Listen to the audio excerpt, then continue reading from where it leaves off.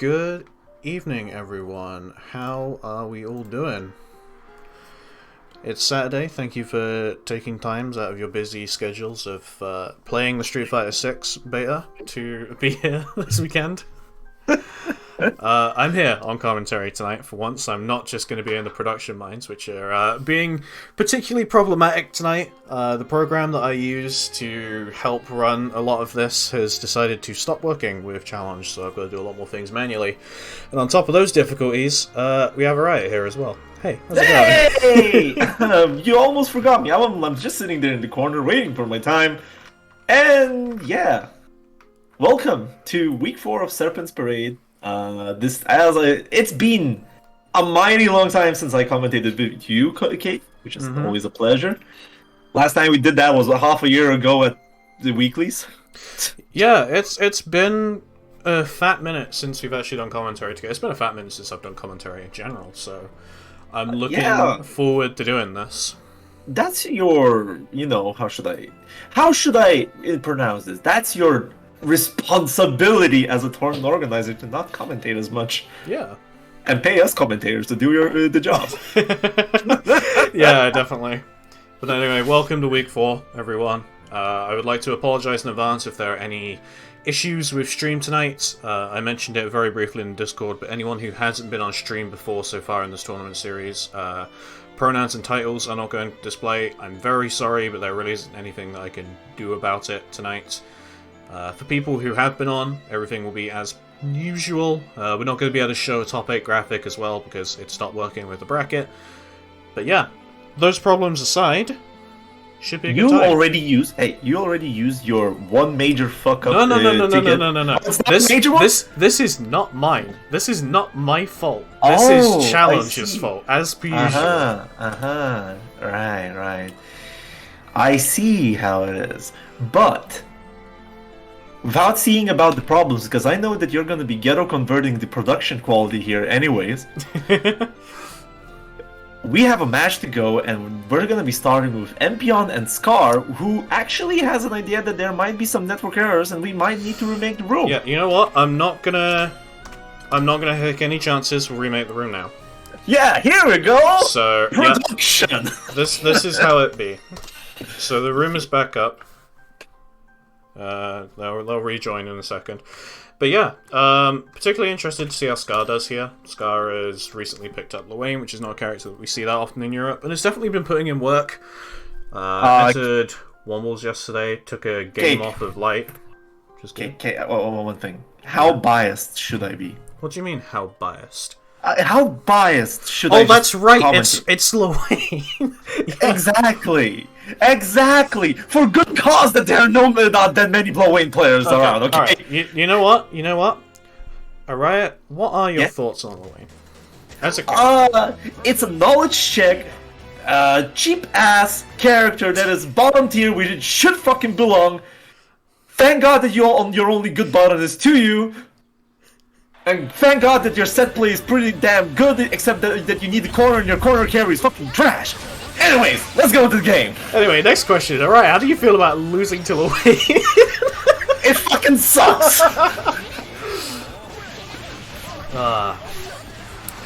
So yeah, going into things here. Back throw instant coming out straight away. And we're gonna see Scar getting out of the corner there, and again, what is this? The back throw incident everywhere with the Malady already going on. Holy shit, counter hits are working out, and I'm looking for Iggy right now. Here we go. Yeah, there are some buttons being pressed here at the moment, and they're working out well for Jan at the moment. Yeah, They know how to deal with Iggy. That is a lot of chip. Okay, that is a fuck ton of chip, and now we're gonna see some. What? That's gonna miss! Yeah, that's not quite within the range, and Yescar just gets that punish there with the 2U. Bit of an awkward first round, really. It's awkward? You mean they just came in with their fist and they were slugging each other and saying, yo, who's gonna deal more damage? Except Scar took a lot of fucking damage from getting those free chips. So the first thing that I'm noticing here is we saw it a couple of times, Scar trying to pressure and the throw will come out from Bjorn. And that's in anticipation of a throw attempt. So Scar now just presses a few buttons and the unblockable comes out. Yep. Good time to use that, really, considering that... Oh. What? What? Oh, okay. Not sure what happened there.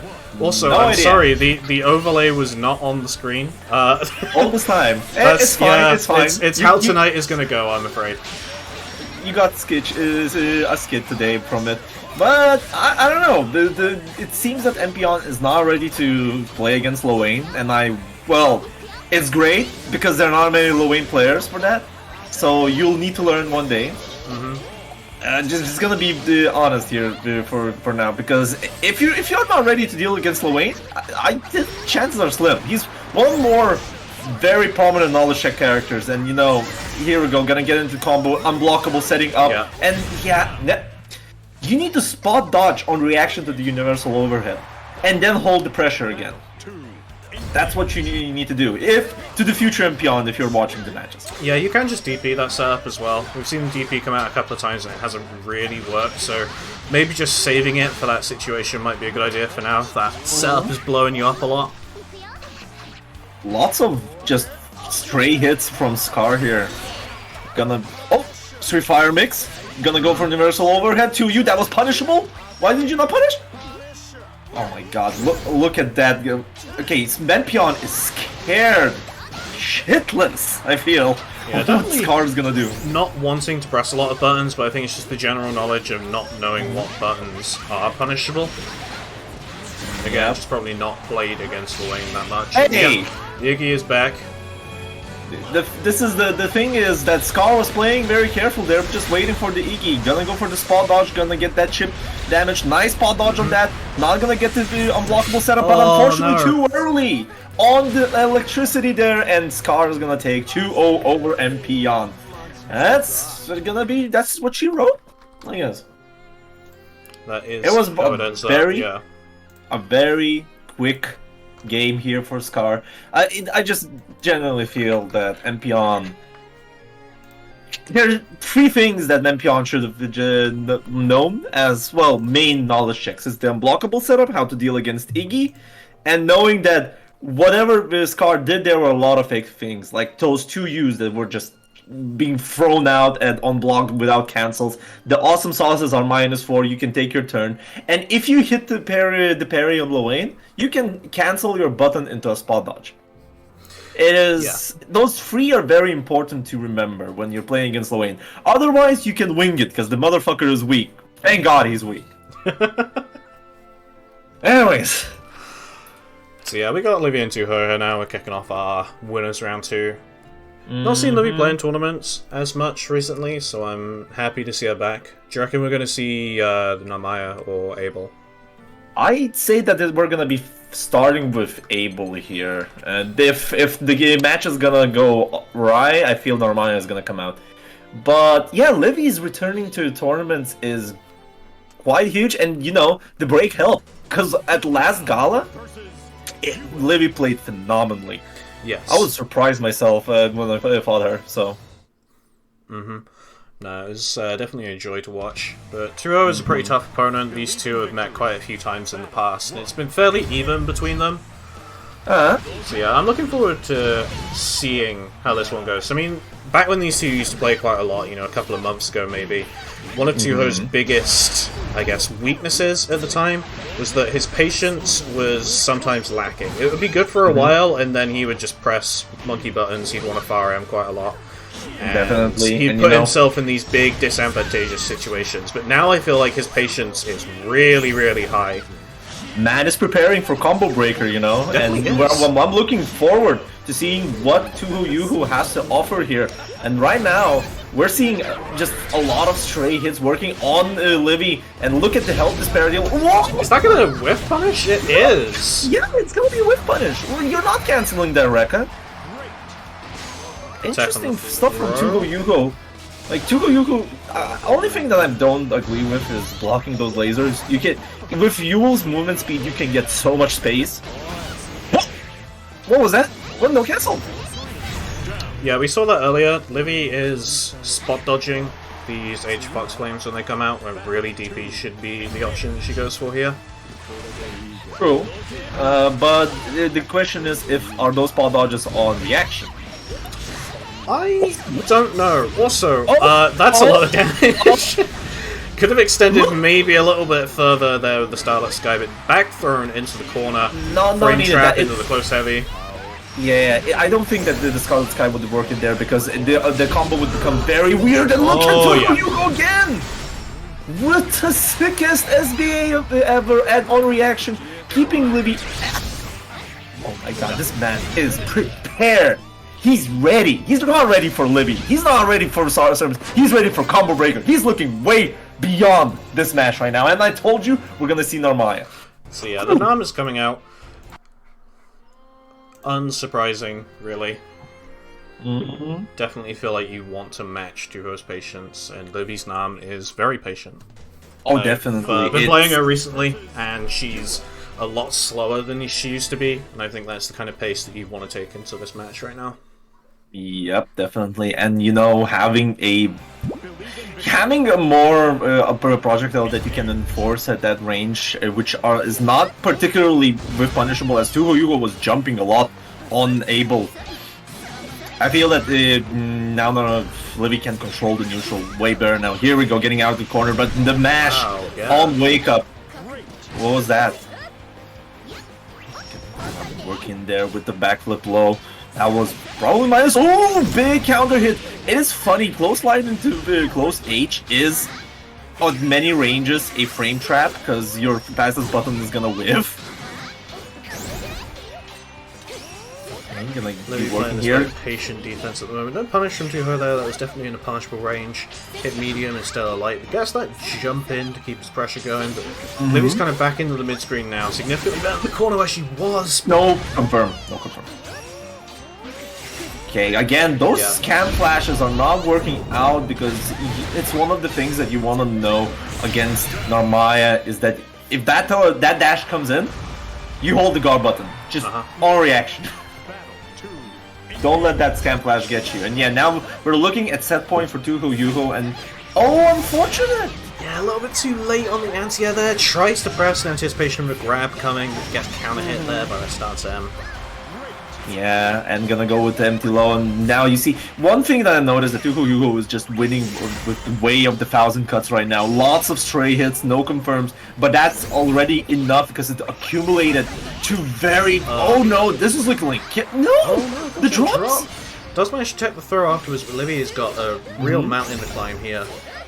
Yep, she wants to stay in this set. We did see her do this quite a bit last week where she was at a massive disadvantage. Yep. A lot of delayed option. Good, like that OD is very. I couldn't read it there before, and that's the strength right now for Livy. Okay, gonna get this spot dodge. That was still +4 to Yugo. Look at that. This is a comeback being mounted right now. No confirm off of the counter hit to him. Does manage to push 2-0 into the corner. The next interaction kills for either of these two.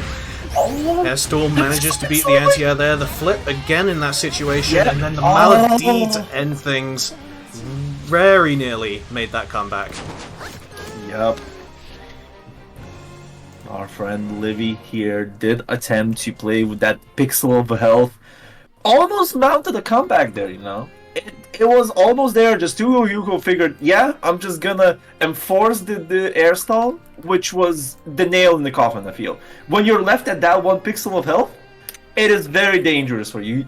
Any stray hit's gonna hit you, and any throw is gonna kill you.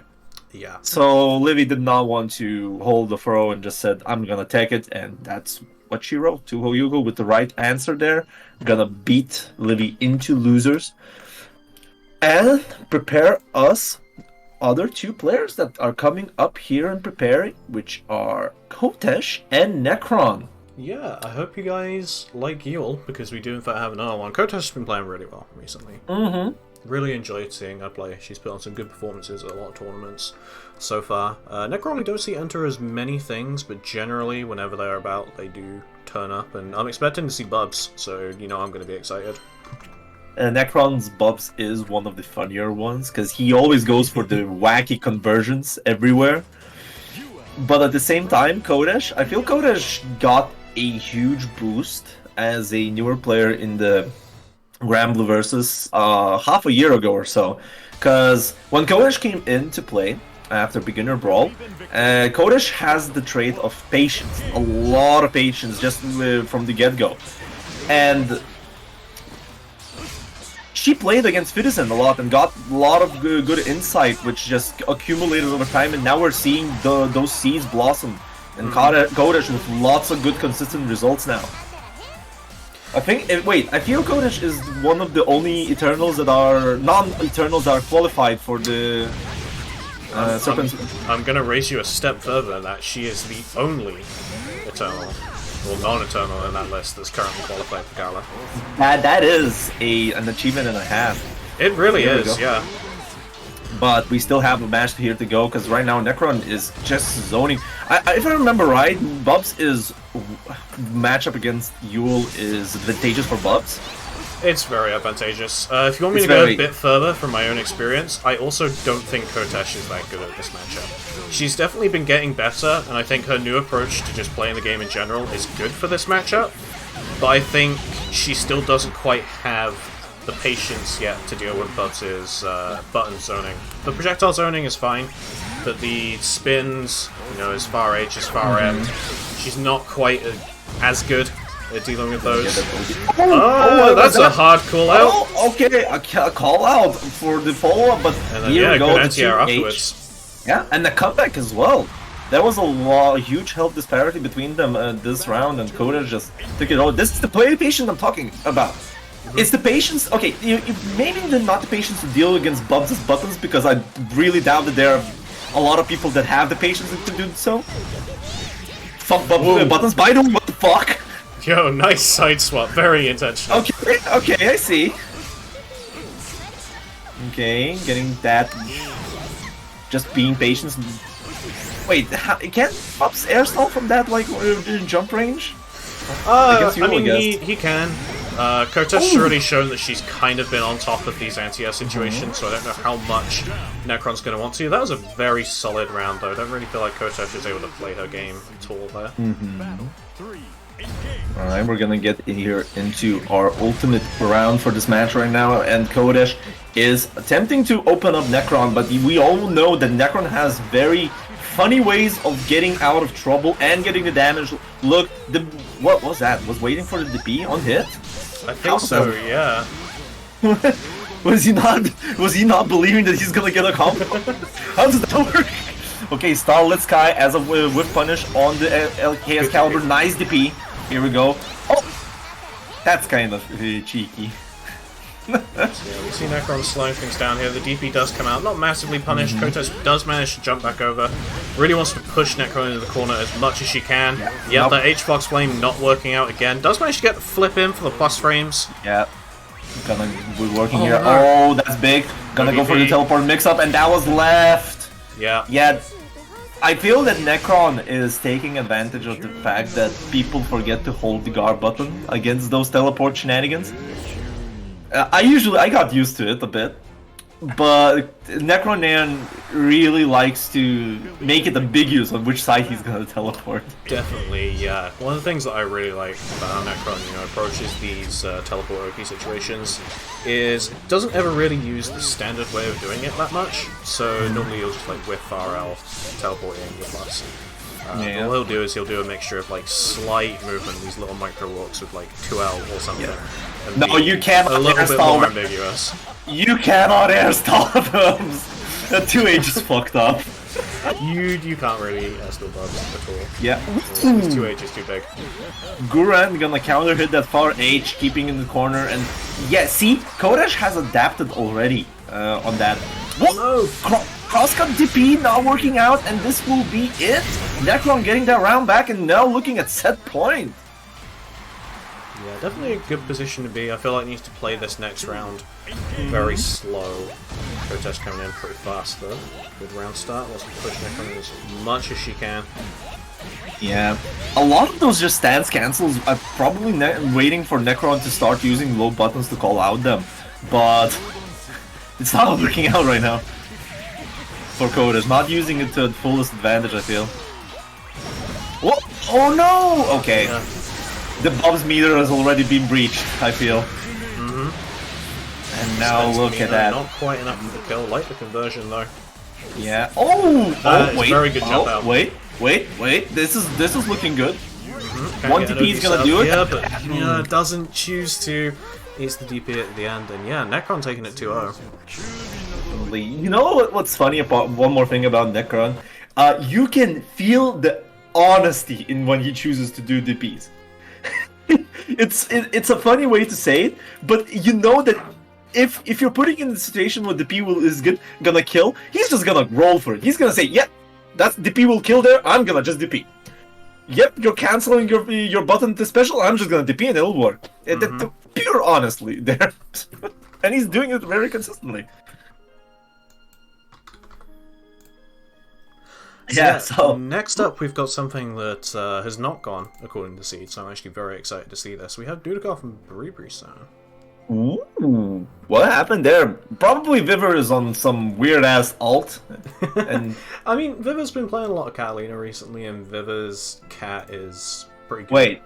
Wait, hold up. Viver has a dollar store, Belial, a dollar store, Bubs, a $10 store, Catalina. So I don't know what he picked there. That to get a 2-0 loss over for Bree-Bree-san there, you know. I'm assuming that it was the Catalina. I haven't seen him play anything else recently. You feel that Catalina has trouble against Uno?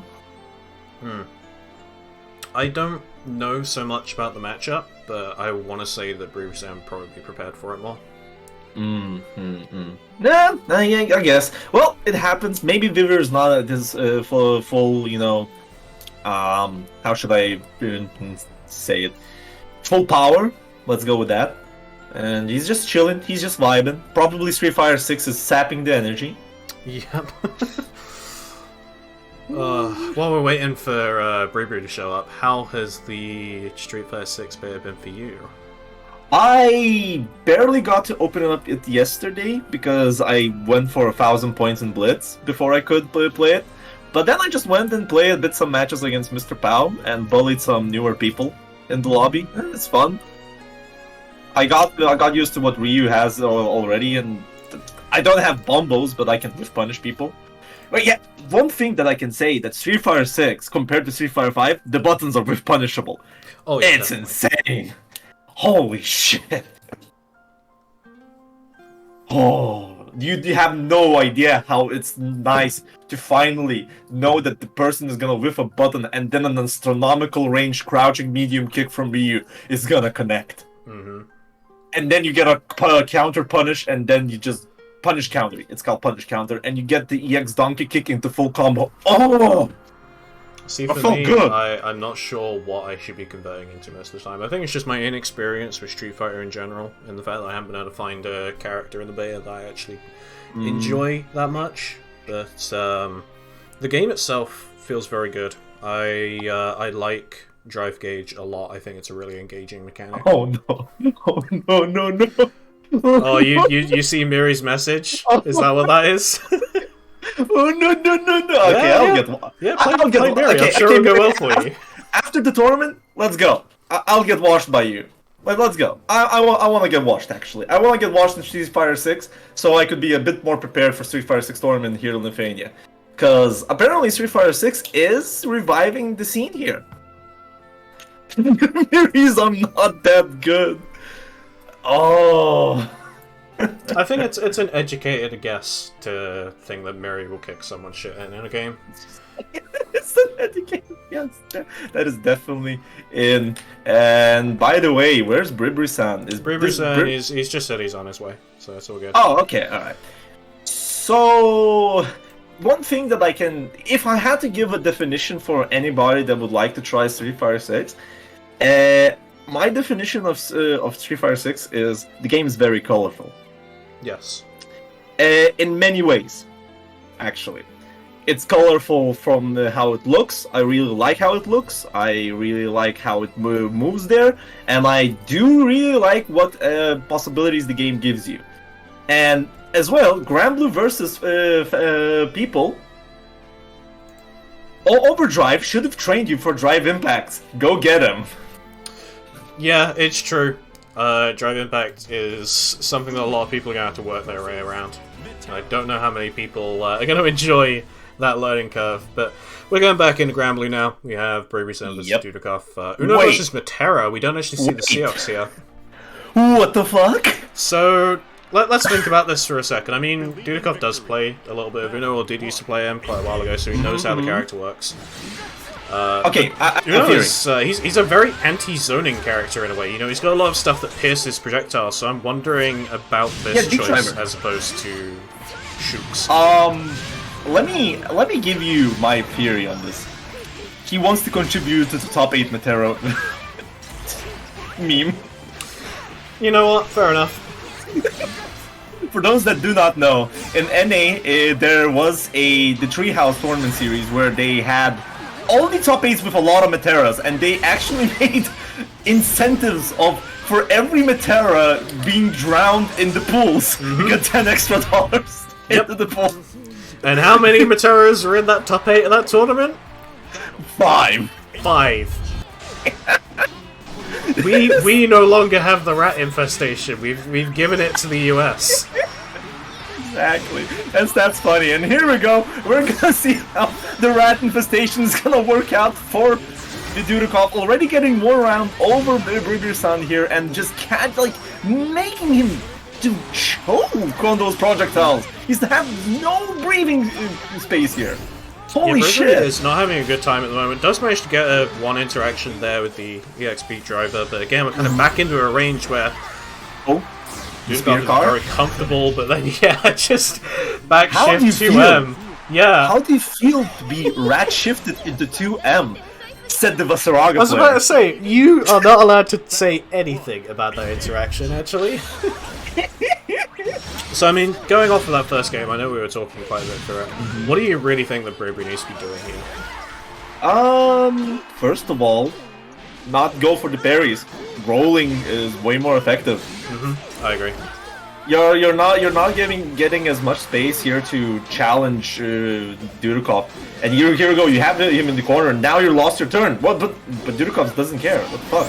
Well, Dudikoff doesn't really have to care because there's not really much threat on this offense at the moment. Like, sure, he's stuck in the corner. He can escape nearly whenever he wants to. I really like jumping there to try and catch him out. See that quite a lot from the French players, actually. A fortunate drop on the combo, but it's looking like a pretty solid round for him so far. Yeah, it is looking good, but remember, if you get under a butterfly pressure, it's not gonna be good. Now here we go, the butterflies are out. Gonna use the back shift, I like it. I agree with that meter spending, definitely. Yes. I mean, look at how much health he's got. Yeah, one big driver is gonna do it. There you go, you're spot on the money. Yeah, here we go.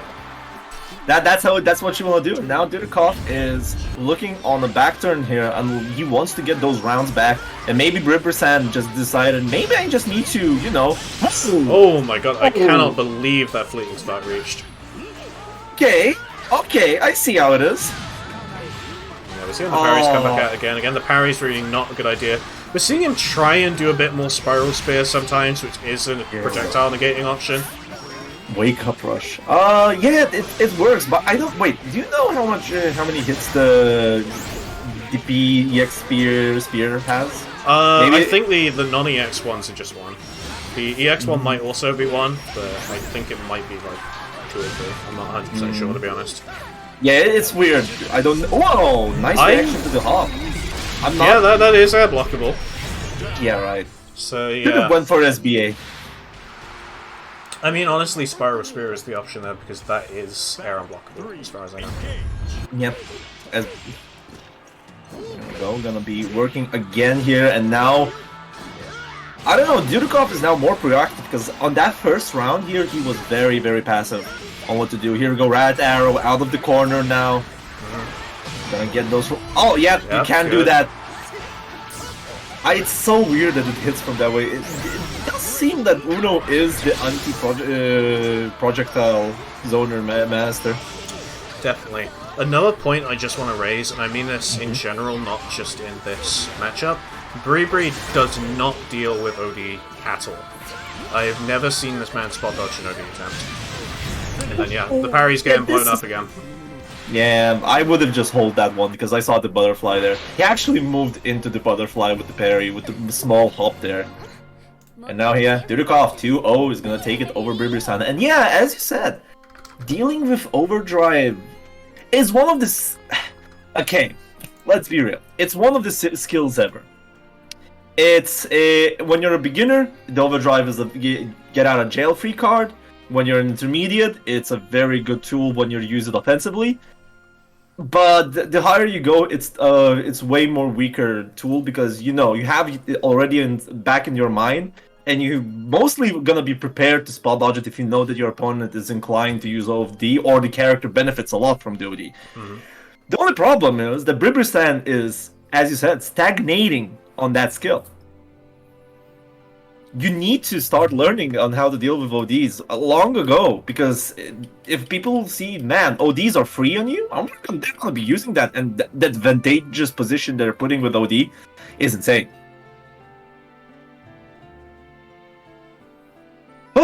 But yeah, with that, our Bribrisan and Dudikov match is going to be over, and we're going to go into our next match here, which is going to be Fusilero versus Light Yagami. Yeah, we got a bit of a UK classic coming up here at the moment with Fuzi and Light. I'm excited to see this one, as per usual. UK Could classic? go either way. Yeah, it is. UK classic. These two are both residents of the United Kingdom. Isn't Light for Portuguese? Light is Portuguese. Light also lives in London. Oh. So, honorary UK player. I see. So, okay. I have a question for you, Kate. Hi. What is if the French people have the teching on universal overhead as a trait, what do UK people have as a trait? Bad internet. That's illegal because we have a lot of countries with bad internet. No. We're talking bad internet in terms of like, oh, I see that you're winning this game, you're winning this interaction. What if every member of my family started downloading 10 gigabytes of files? That's kind of what I mean. Okay, I see. But that is not the bad internet problem. That's your family being assholes problem. And I feel that's a UK trait. In terms of in-game, I do think that, it's sick RPS.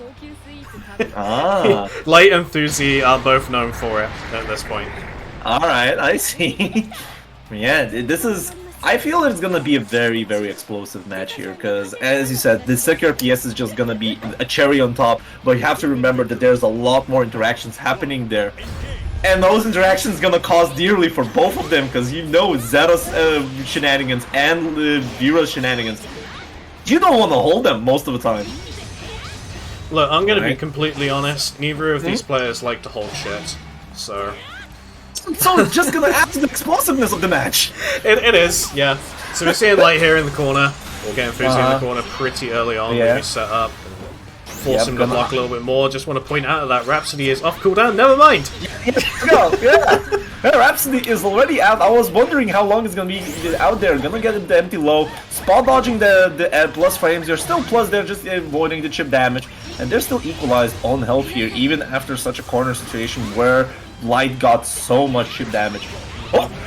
Okay, with the close heavy is going to get a follow-up off the CX go. Yeah, this is a Strive character, what do you mean? Of course Vera is going to get follow-up there. Now the install is out there with a hop, gonna get the damage, nice EX spear. Let's see what Fuzi gonna go. Gonna go for the fuzzy jewel. Wait, what the fuck? Just rolls the normal and the counter hit overhead should be the end here.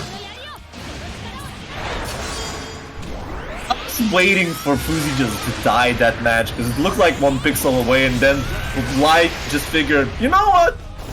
I'm just gonna die. What if I press a button at a really poor time? Yeah, I'm just gonna die. And then Fuzi just takes full advantage here, and now the round goes to him. When it should have honestly been Light Yagami's after that sick conversion. Nice catch with the Scarlet. Tries to be very cheeky with the 5U there. Again! And again, yeah. Fuzi now getting Light in the corner, did not block the Pogoroki very well. Oh, no. There it is, there is the signature sick Rhapsody RPS. Nice conversion. Hey. Drops this delayed spear there. There should be 2 delayed spears to get that conversion. It's not an easy thing to do consistently, unless you train hard. Or, Fuzi net does not help him. back to the topic of the UK internet. Gonna see OD here on light, and now, yeah, one of the biggest weakness against Vera. Projectiles are very strong against her. Gonna go for -1, and he was ready. I was and gonna just get about to punished. call it out. I was just about to call out that exact thing. That was the most obvious overdrive I think I've seen in a fat minute, and Fuzi was definitely ready for it.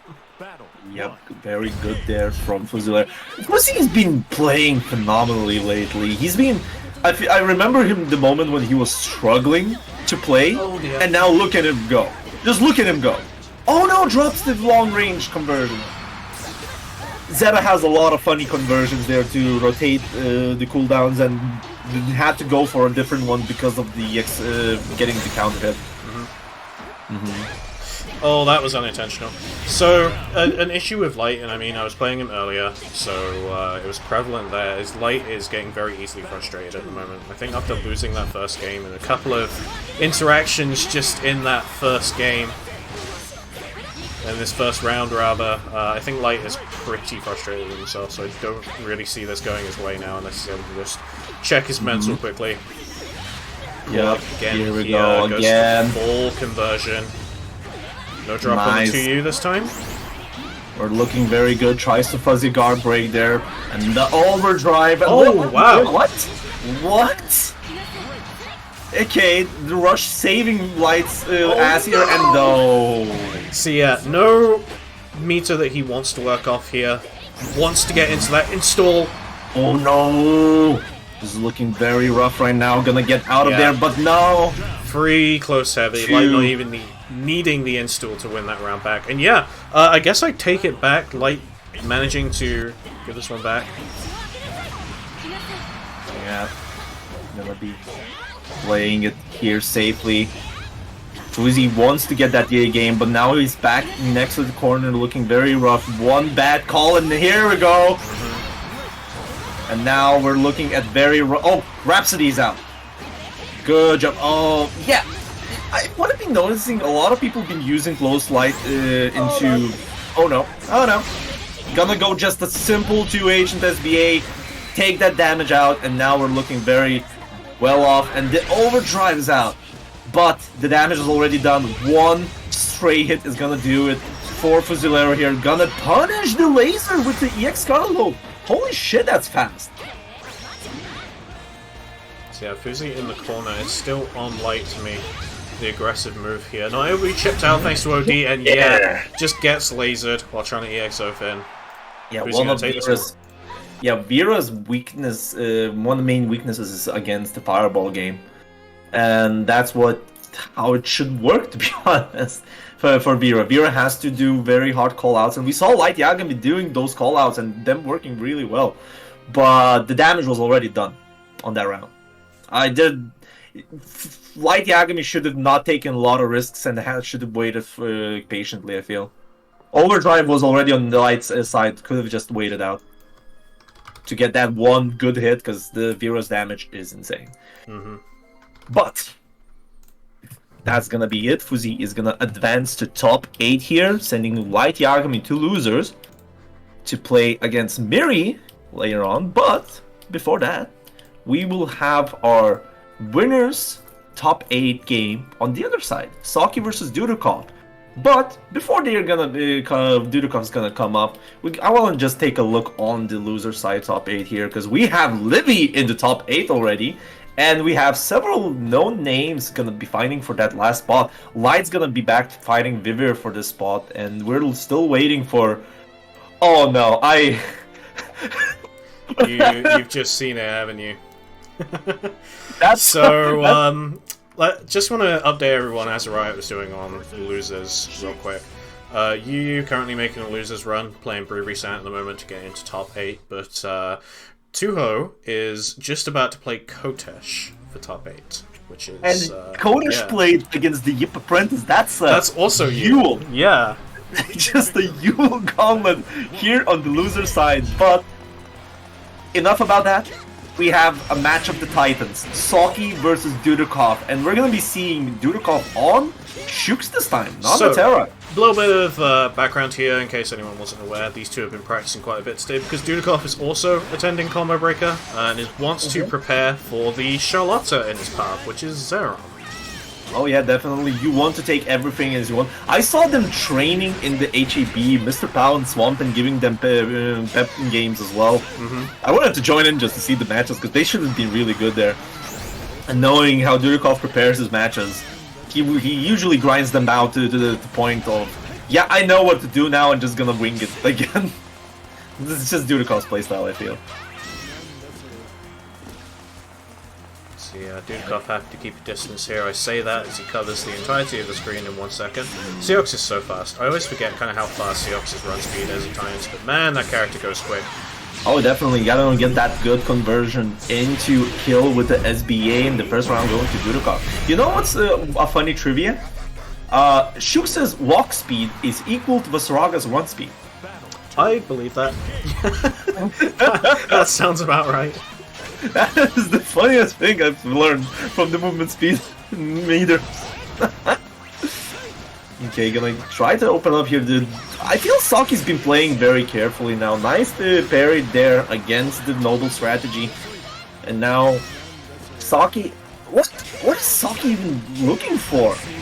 It's a good question, because I can answer that with what Dudikov is looking for. Dudikov is just kind of sitting there and letting Saki put out questions, and he's just sitting there knowing the answer for each one of them.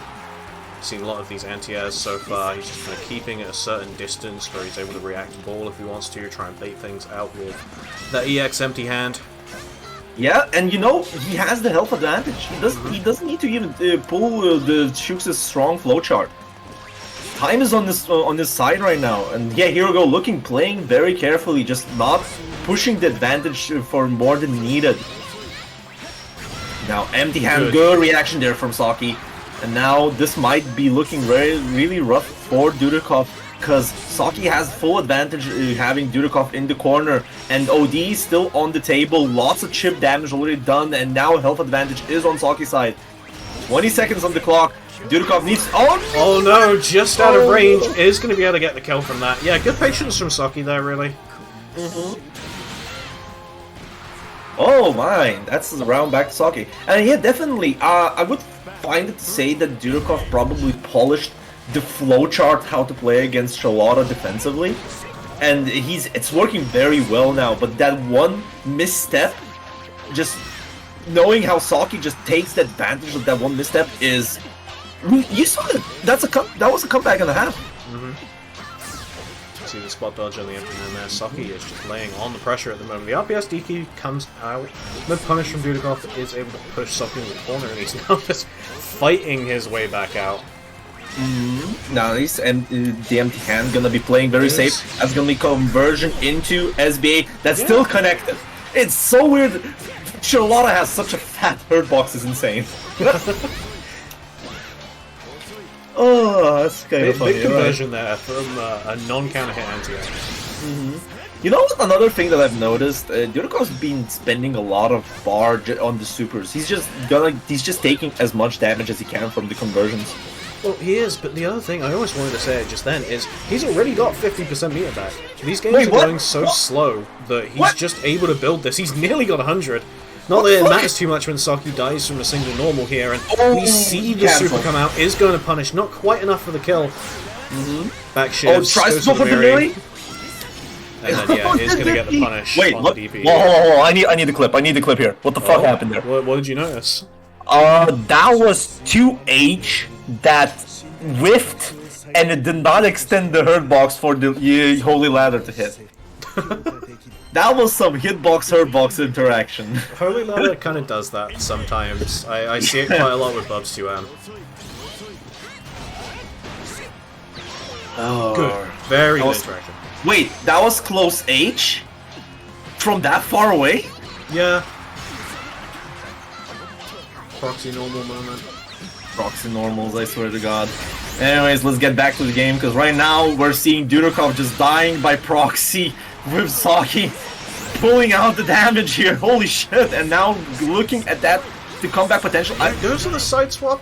Probably gets DP'd afterwards, but the side swap was at least interesting there. I'm not against that. No, to be neither honest. am I. It's an interesting usage of the move there, because you're not gonna get a lot more damage, because you know Shuk's damage output is not on the highest from the mid screen, and those Rekkas are not helping it. So he might as well just use it to get the better advantageous position.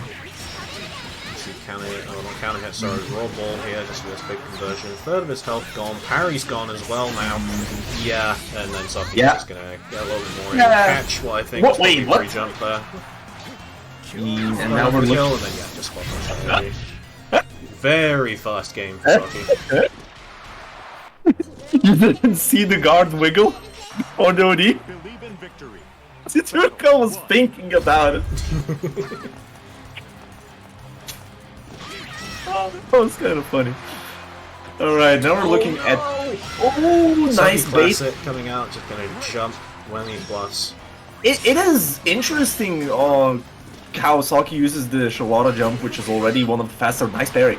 Or one of the faster options for Shalata.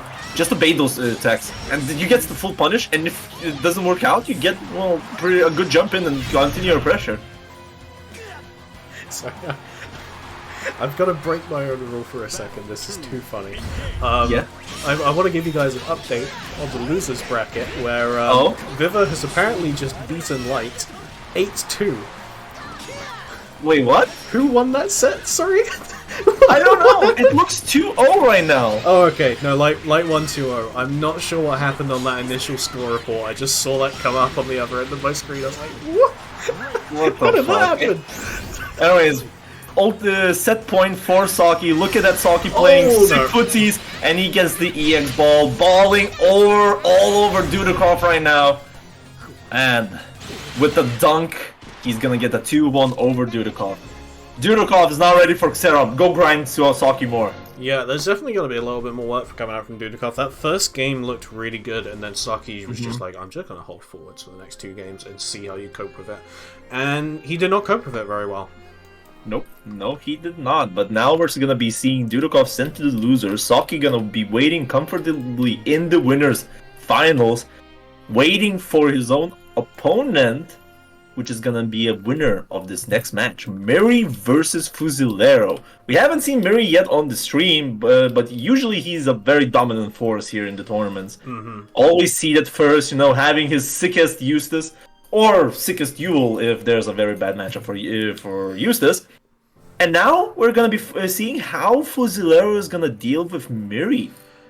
Because I'll be honest, because it applies to me too. Fuzi's playstyle probably is not gonna work against Miri. Is your game loading? Sorry. It's now loading. Okay, that was interesting. Yeah, just that connection does not look great. I'll keep an eye on that real quick. Okay, wait. This is Finland to connection. Okay, so all right. What the fuck? We'll keep an eye on it. Not 100% sure. GG's good match. Miri godlike. Just while we resolve the connection issue, real quickly, I just want to give everyone an update on the losers bracket, because our losers side top 8 is nearly complete, or is complete, just waiting on one person to report their score.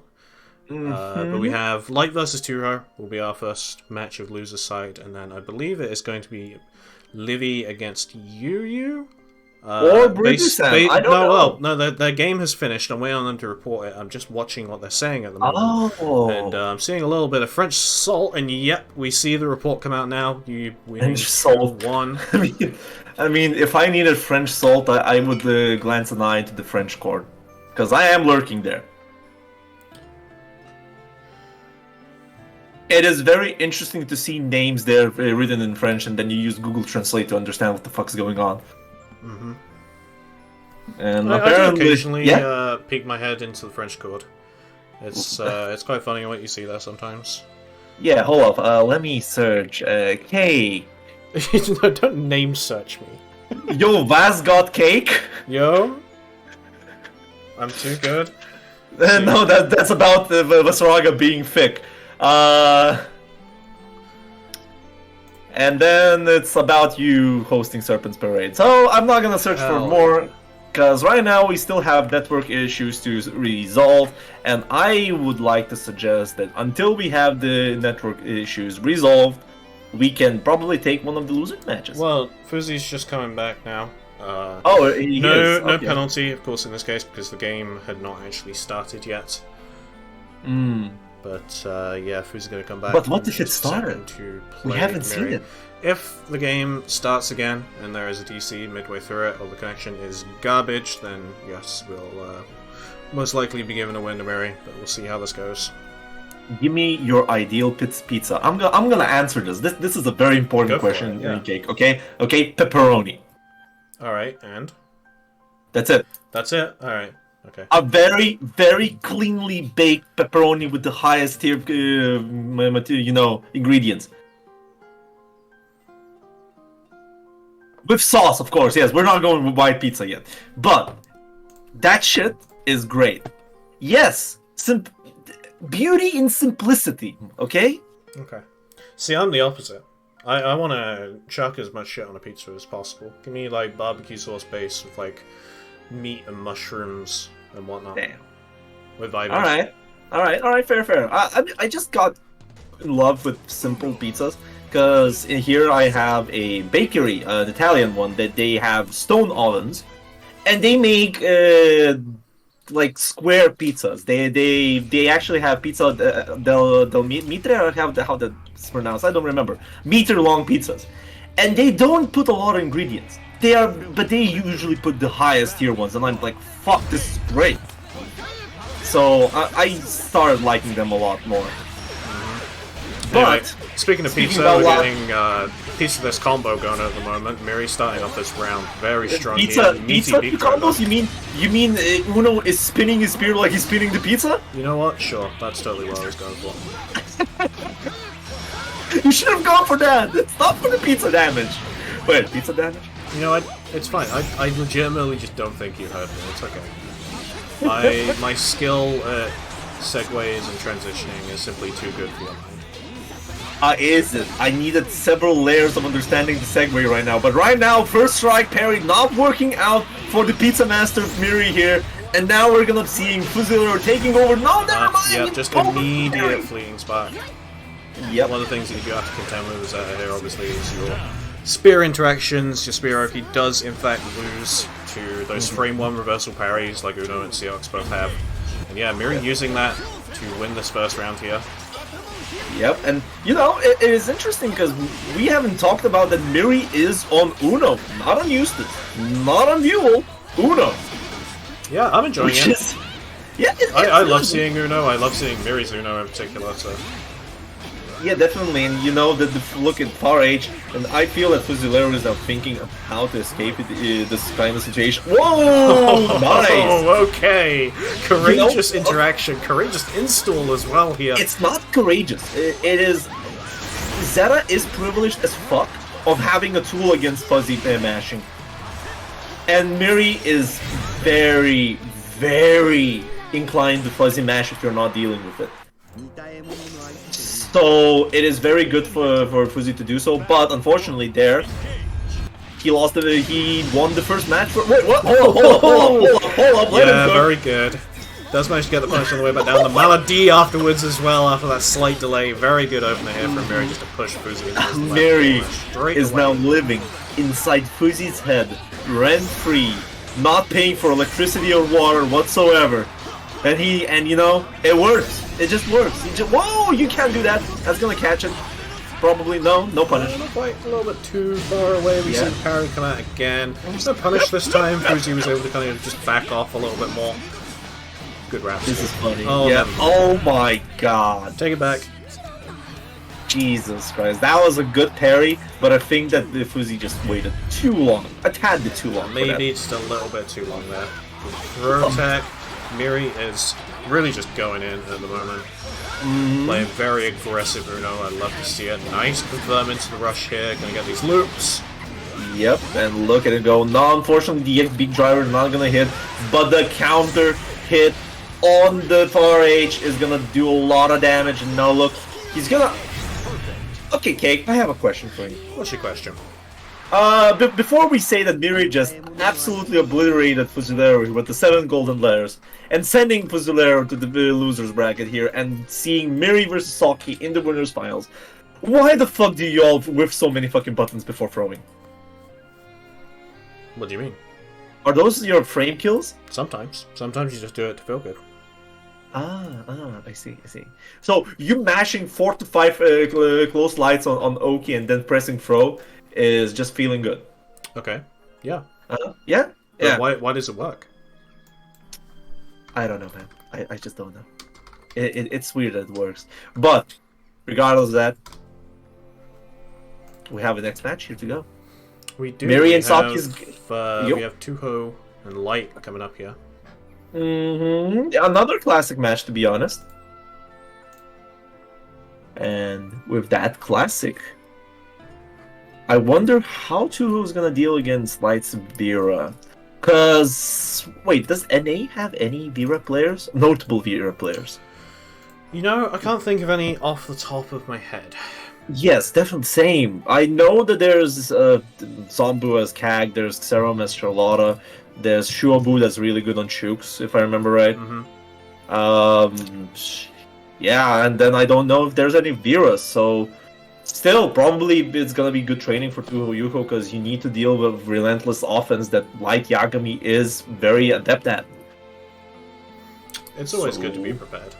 Yeah, it's always good to prepare for everything. So just take your time, and you know, Tuho's already preparing himself because he's playing in all of these tournaments just to get himself in the tournament mindset. So that's great. Imagine, hey, if he really needs a tournament experience, he can always sign up for Wumbles with the airplane Wi-Fi.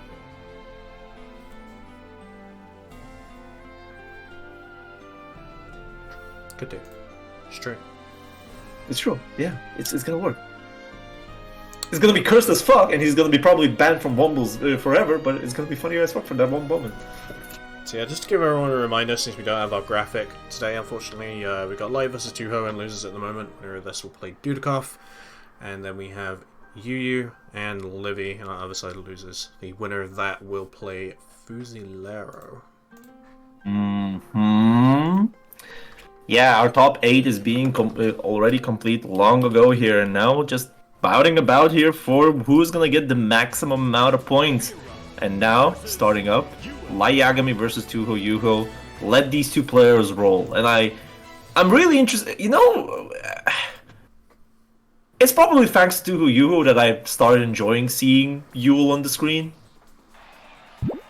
Of course, big part is because Toast been quarantining me with Yules on commentary for so long, but Tuho Yuho has been steadily showing signs of improvement over time, and you can see how his Yule just evolved. And that's interesting, to be honest. From, you know, just going from mindless power M's into, yo, this man is playing fatigue. Yo, this man is gaming going on here. Yeah, we've seen a lot of flip coming out. We don't feel like now, a lot of people deal that well with flip, really. Yep. Ooh. And now I'm seeing right now that the Light Yagami is holding his front here, keeping Tuho Yuho at check, and now the panic defeat is gonna be not working out, and Light Yagami is getting that kill very fast. It's weird. It's very weird that Light Yagami just decided to be a wall. Not going forward, he's just a wall, just waiting for the options, and now, unfortunately, did not wait enough, and the EX flip is gonna be working very well there for Tuho Yuho. Look at the damage, look at the wall carry. This is looking very rough for Light Yagami right now. It is at the moment. Block DP again. This is how we saw this last round end, actually. Gonna end things out with the super here. Round apiece. And you know, it's kind of one-sided rounds for both of them. There was no gray zone. Either one player just absolutely got trashed, or the other player. So I'm waiting for that, you know, very tight match yet. But I feel it's gonna be like that, a slugfest to the maximum efficiency. Gonna go for the Fox Flame, no conversion from the counter hit. I do feel like Tuho's use of Box Flame is very predictable when it's not off cooldown or nearly can't fight you. He generally tends to either do like close heavy directly into it, or if he has it off a cooldown, he'll use a full auto combo into it. And I feel like more players should be punishing that. We saw Livy spot dodging it quite a bit earlier, but really when you've got a DP, you just need to be pulling the trigger on it. Or Necronan can DP. Well, yeah, you need to be doing what Necron was doing. Yeah, definitely. And now here we go. Oh, the funny DP! Tried to go for the stance pressure there, and now we're looking at 1 pixel away. Oh, nice air stall! Yeah, good air stall. Gotta be aware of the DP again. Light's just able to gracefully jump his way out, and this is looking rough because Chip is here, but not Chip's out there. Oh, wait, manages to stop the EX Dark Game to come out, and then why did you DP? Why did you reversal? You did not need the reversal there. What the fuck did what you thinking? Oh no. 2-0. Oh! It's not worth it, dude. It was not worth it. You should not take it to your instincts. The DP will not save you there. There are some real buttons being pressed right now. Oh my god, the DP worked now! Now mount your options back. Come on, Yugo, do it! No, he tripped inside to walk forward. Ah. Ooh. Okay. Okay, I'm breathing right now. And now we're seeing Light Yagami out of the corner. Good call, but no conversion there with the counter hit. Oh, nice. Gonna call them, be patient on the P, burning that full cash for the damage. Not gonna do that much damage as usually the Yule conversions would do, but it's gonna be still good. Oh, the shimmy! Yeah, that's gonna be it. SBA, full damage there. We're seeing a set point for Light Yagami. I feel Tuhoyu has been dropping his control over the match, or just Light Yagami is starting to play a bit more patiently and just getting... Well, I don't know about that. we're seeing a lot of DPs from both players in situations where they shouldn't be. I just don't think even one of them wants to play any defense at the moment. We're seeing that right here. Bad DP coming out from Tuho again. Yeah, I would say... Oh, Strife. Yep, Strife. Yep, he's dead. He's dead. That's gonna be 2-0 for Light Yagami, and Tuhoyu is being sent to morgue. So yeah, Tuho finishing this one at 7th. That was one of the fastest single games of Grand Blue I've seen in a while. Good lord. I feel the match there was... I'm kind of wrong. It's not that Light Yagami felt a bit more patient there. It feels that Tuhoyu was becoming more impatient. That probably is because you saw how many DPs Tuhoyu just went with for a Hail Mary, and most of them didn't work. And you know the reward from Vera when you just let those DPs roll and get blocked or whiffed. It's fucked up, man. It's just fucked up. Why is Vera existing? But speaking of Vera, there was another one. Oh yeah, we got another one. You versus God damn it. We got both of the Strive characters on the stream, potentially right now. If Livy's gonna be unable. I think Livy will be unable. You think that's gonna be unable? I think so. Okay. I think it will be able, because that sounds funny, and that's what I expect Livy to go with. Alright, fair enough. By the way, there was one question, and Nayu asked whose voice is Cake and whose voice is a Riot. I'm a Riot, by the way. Hello. Yeah. You're welcome. I'm the British one. You don't hear that yes. often, because I'm running things usually. Somebody should have just wrote that Cake's British and everybody would understand. Like, the accent is just too real. What if I've got the British filter at the moment? There's a British filter? Yeah, sure. Damn. Unfortunate. But anyways, Abel versus Vera, both Strife characters, both being released at the same time. Both have insane converts, insane damage, good pressure, and very, very clear weaknesses. Except for Vera being weak against projectiles, and Abel is a projectile character, which is gonna be funny. Oh my god. This is... I'm feeling the massacre coming up. So my experience of playing Yu, as you were saying, Vera doesn't like dealing with projectiles too much. Doesn't have many good ways around them, especially ones that are effective at full screen. And Yu in particular is not very good at dealing with that. So I think that Livy's Livy's general game plan of I want to sit back and just chuck shit at you is good. Just very slow going, just chuck the projectiles, get so much chip damage in, and then Rekka comes out, not quite enough to kill him, and then you know what happened here? I have to correct here. Livy did not go for chip damage. Most of the damage were from the Hail Mary Rekkas, and they were working. Yu's been walking forward so hard here that Livy is just taking advantage of it. Like here we go. This is the situation. It's happening quite a bit.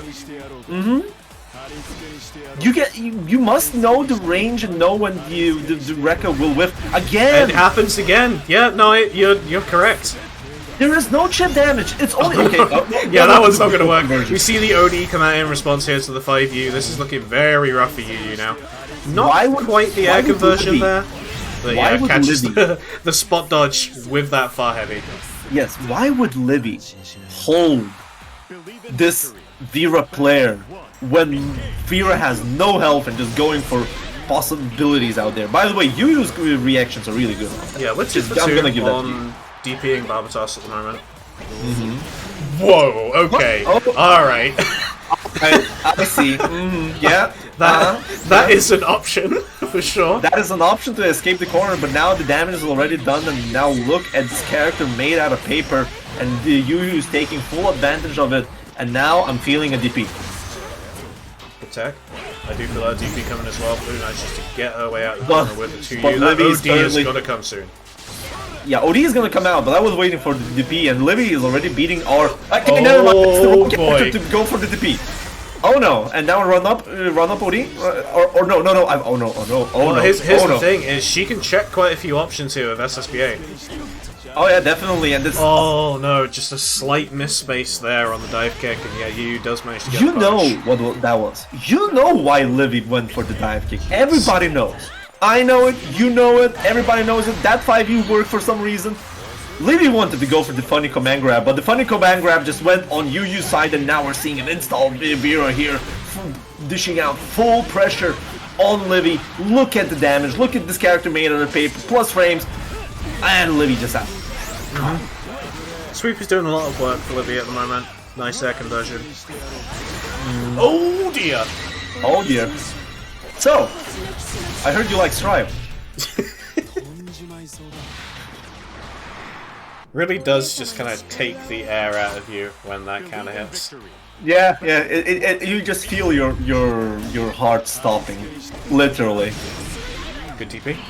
Good TP again. Yeah, Yu's been prepared for these, and now we're seeing a 1-1, and Livy's not. Wait, what? We're just gonna sit and admire this throw animation for a second. That's what we're doing. Yeah. Oh yeah. That is interesting. Okay, they're both having some network issues here, and now this is looking very rough. You're gonna go for the cheeky 5U. Install is already out, and now Livy is up here dealing with an installed Vera again. Whoa, that's a trade and a half.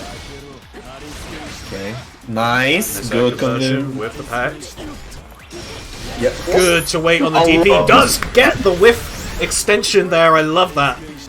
That is so sick. Of course, burned a bit more health, but now I see that Liv. I knew it. Yeah.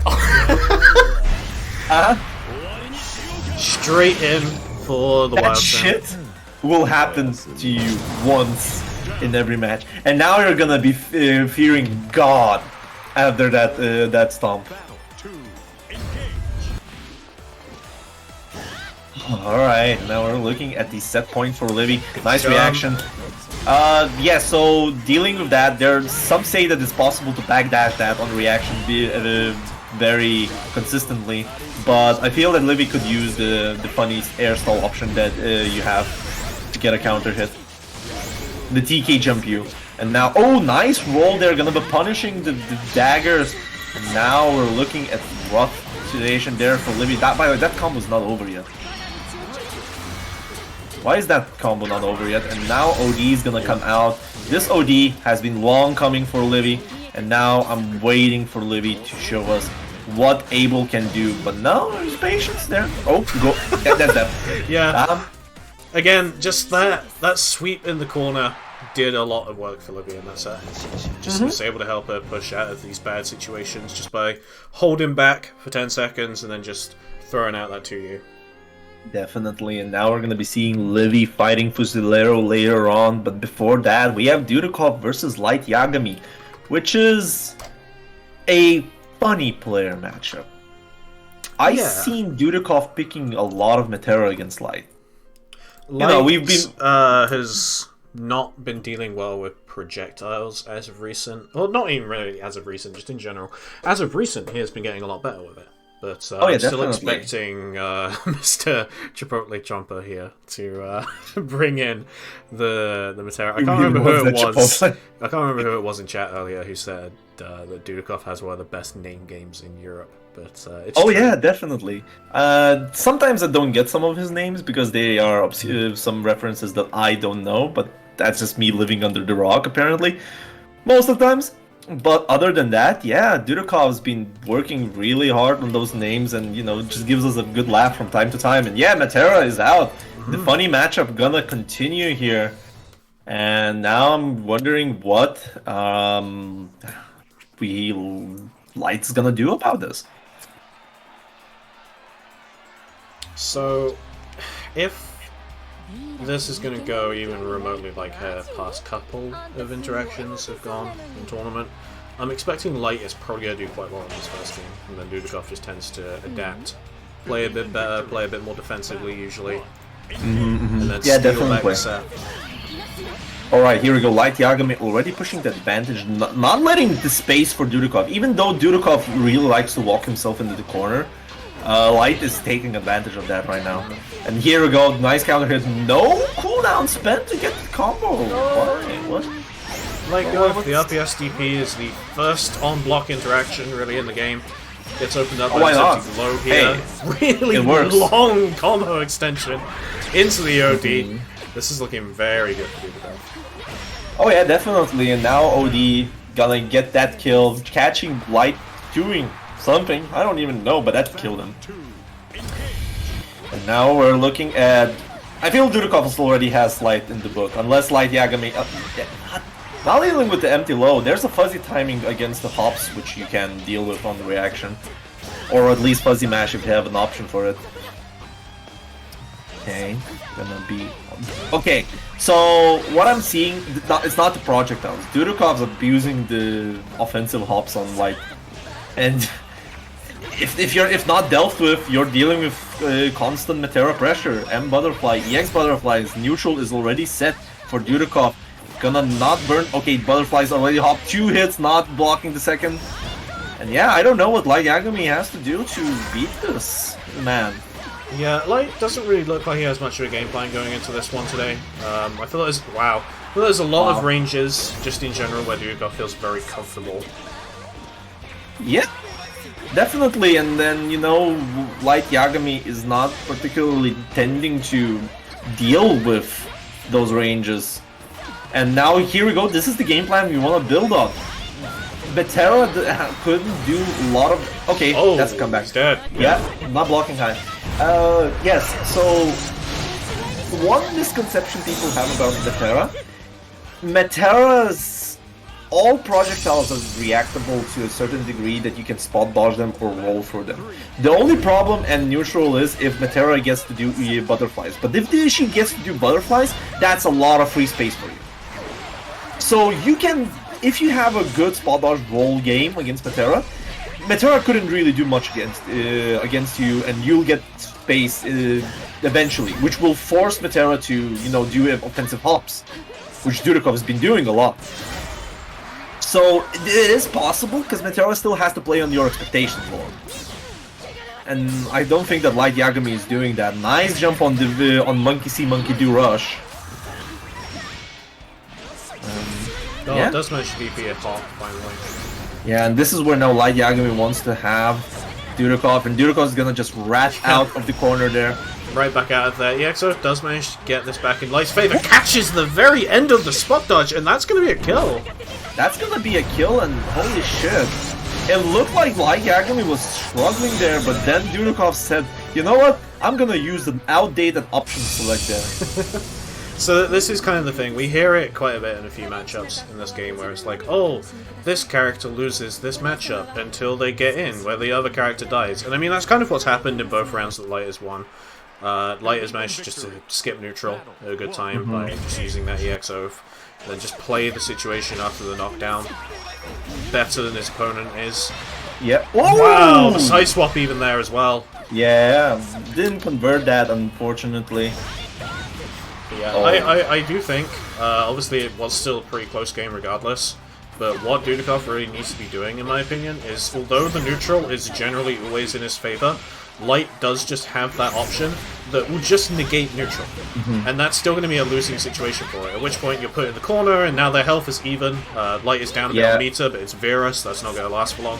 What Dudikov really needs to be doing here is putting Light in as many close defensive situations as possible, because Light is not playing these situations well. Nope, definitely. And now Light Yagami was impatient there and got hit by the barrage of butterfly activation, which, you know, that's a free round for Dudikov, and now Dudikov is mounting his comeback for 2 matches, I feel, because he's playing a bit more comfortably. I feel that he's poised himself not to get hit by those very cheeky hits, but unfortunately for him, that's a cheeky hit in, and now we're seeing an install Vera.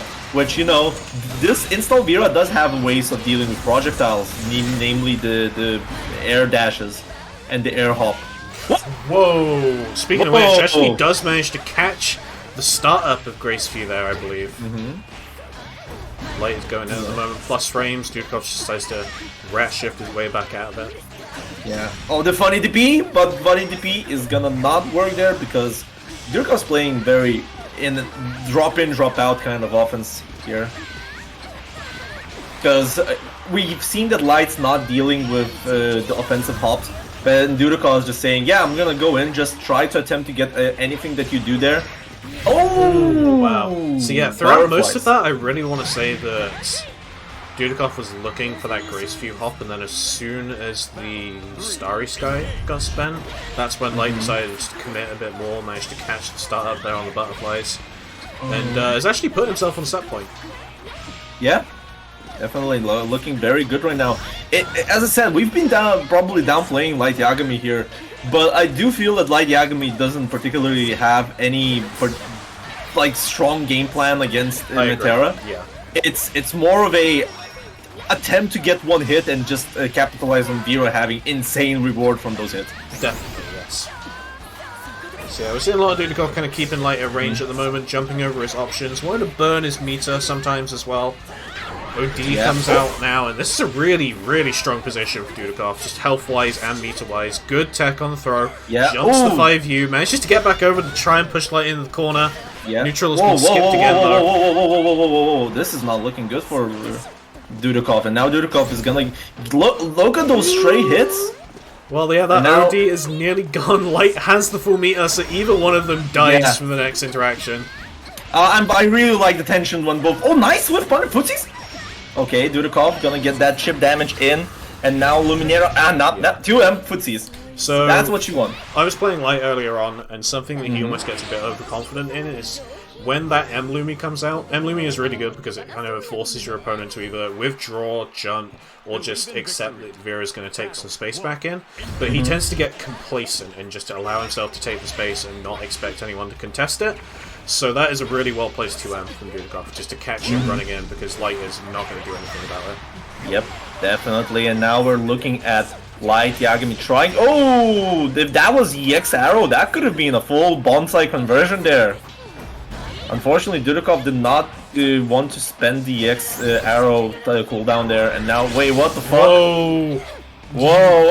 That was not a good punish, but even more so, that was not a good OD. That was not a good OD, but unfortunately for Light Yagami did not capitalize enough of it. Even with the counter hit for H, I feel that command grab would have not connected from the suffering from success. It's just weird. Okay. Gonna be spot dodging the rat arrow, but I don't know why he got hit by the 2M. That wasn't a counter hit to punish the spot dodge, but at the same time it wasn't any button or any punish. Just not blocking it. Weird. Okay, butterflies again! I feel that Light's not used to dealing with butterflies, knowing that even the butterflies are in the next postal code, it's still gonna connect with the arrow and activate, you know? Looking like a good round for Light at the moment, though. Got Dudikoff in the corner, jumps up to contest that arrow, goes for the Dark Loops as well. So much damage. And we see instant activation kill. I've never seen that move kill. Okay. Jesus Christ. This is looking very rough right now for the Dudikoff. If this continues, good catch. Yeah. Doesn't now quite pick up on the Dark Loops. And now we're seeing how Dudikoff is attempting to spot dodge OS. Yep. Spot dodge OS was seen. It's there. I'm going to point it out now while we still can. Spot dodge OS is fine against Light most of the time because Light, when he's not sure on how to actually open you up, he tends to go for a lot of overhead, and spot dodge OS just beats that option. By the way, might I take your attention to the fact that Dudikoff is right now at a huge health disparity, but unfortunately for Light and too low, and now we're back. Both 100% meter, both around the same amount of health. Next interaction really kills from either.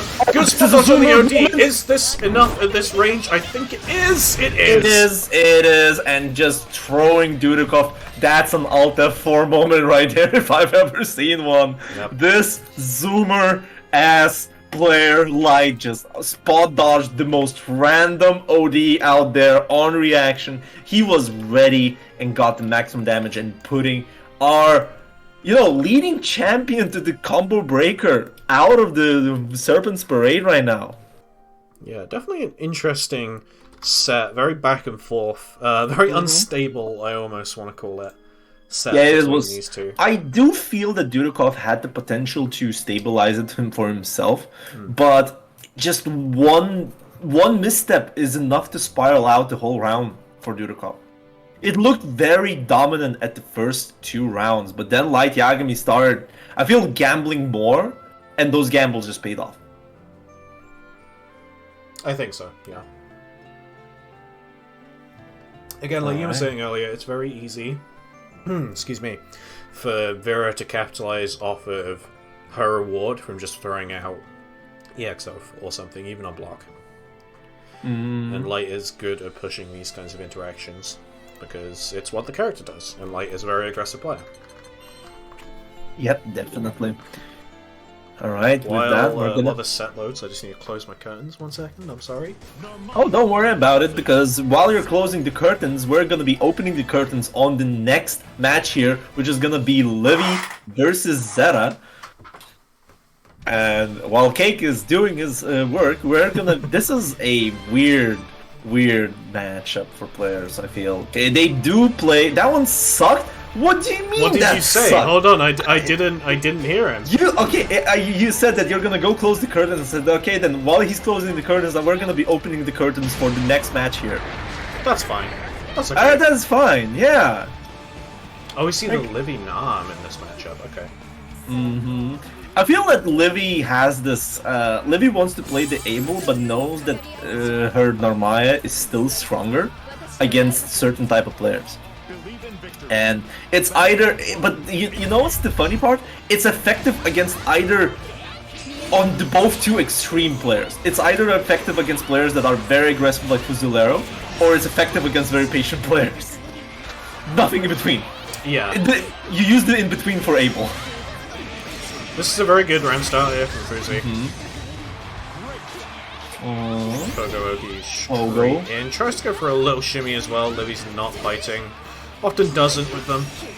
Yeah, nice. Ready for the moon Not flip. quite enough for the extension there at the end, but it's been shown, and then Livy unfortunately walking into that overhead. What was that? Fuzi just dominating the first round, and now Livy has to... Oh. Hey, how many times were you hit by that far M when you feel that the far M shouldn't reach? Far M is, I feel, a longer button than most people assume it is. Yeah, definitely. It's a very weird button. And now Tiki the Spear is gonna work out for Fuzi to get out in the corner there, at least get some space. The funny spear shenanigans as well. It's looking... Fuzi's just dominating currently, and... I don't know, but... One more friend, Livy is making a lot of the decisions, kind of dictating the pace of the match very easily. Livy is not making enough or really adequate responses at this point. Just finding herself pushed into the corner very easily at the moment. Yeah. Just managed to escape here. Gonna need a couple of conversions to really seal the deal on this round. That is a good start. Nice confirm off of the far heavy. Plenty of damage here into the full undroppable. I was about to say, she needs to be aware of overdrive. That overdrive is definitely coming from Fuzi, and now we're back to full screen. Definitely, and now looking very rough here. And now, wait, hold the fuck up. What was Fuzi reacting to? He just went for the parry because he saw the EX dash there. Yes. He just said, yeah, I'm not holding anything that you do there.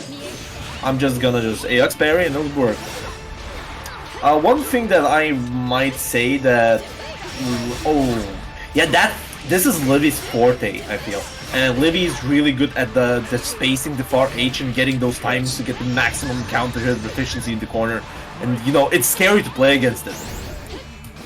Yeah, Livy, and I mean Nam in general, really has this very good kind of critical distance right at the edge of their far heavy, and Livy is very good at that sort of range. The spot dodge OS coming out from Fuzi.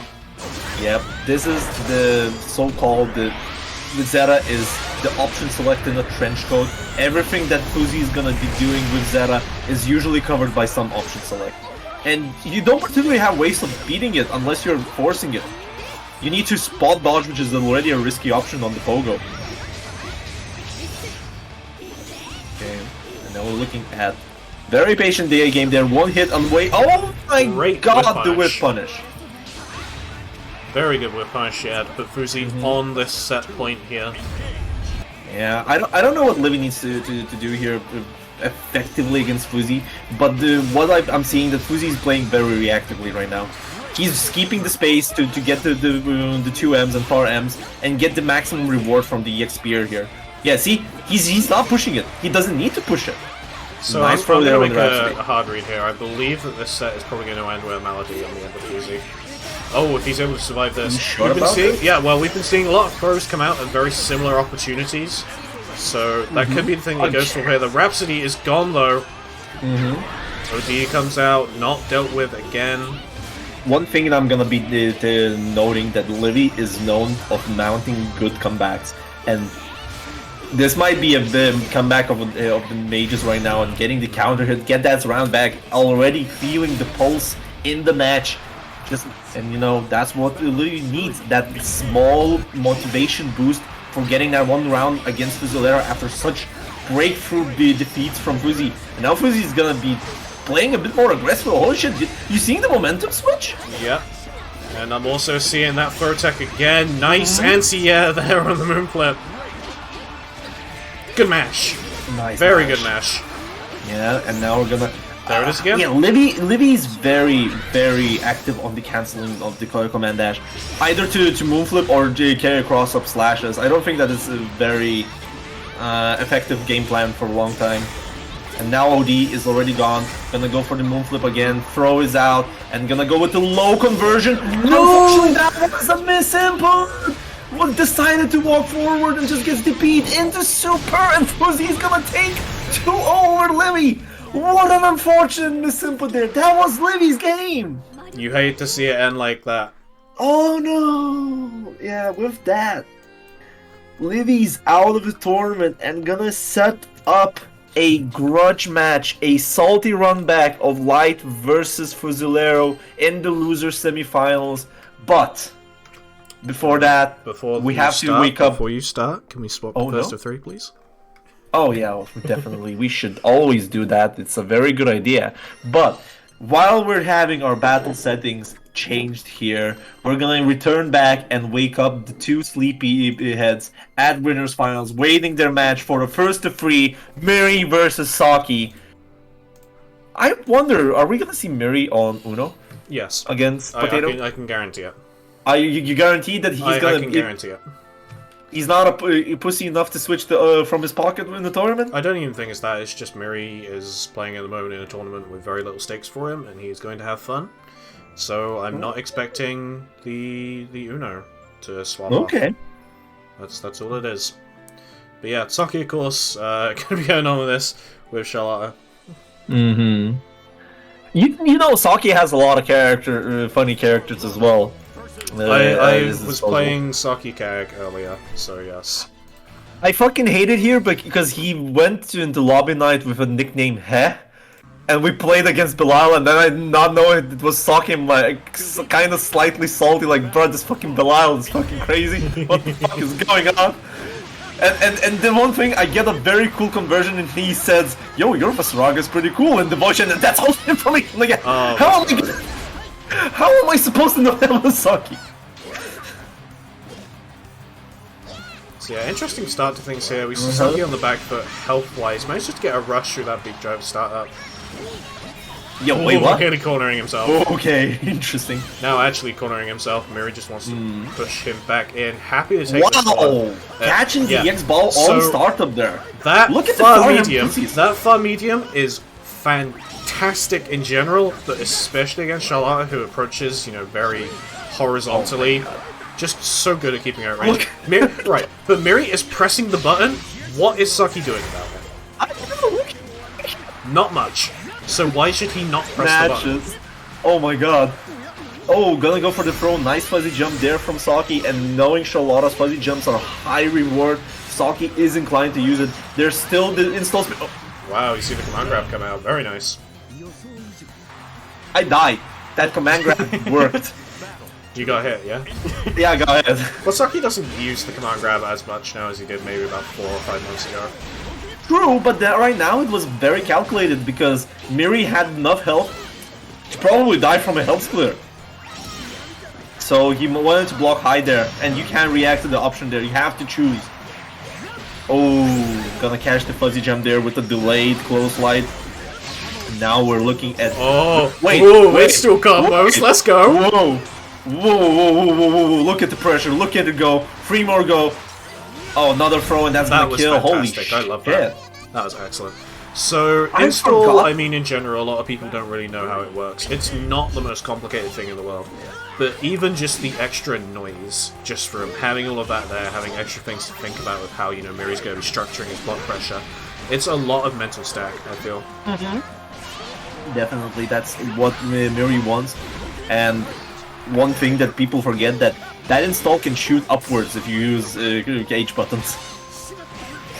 Which is funny. The crouching H button. Okay, gonna get into it again! Again! So yeah, same ender, and then, oh my god. This install is so funny. I love it so much. It's great. It does what it needs to. Oh my god. Believe in victory. Battle. One. Engage.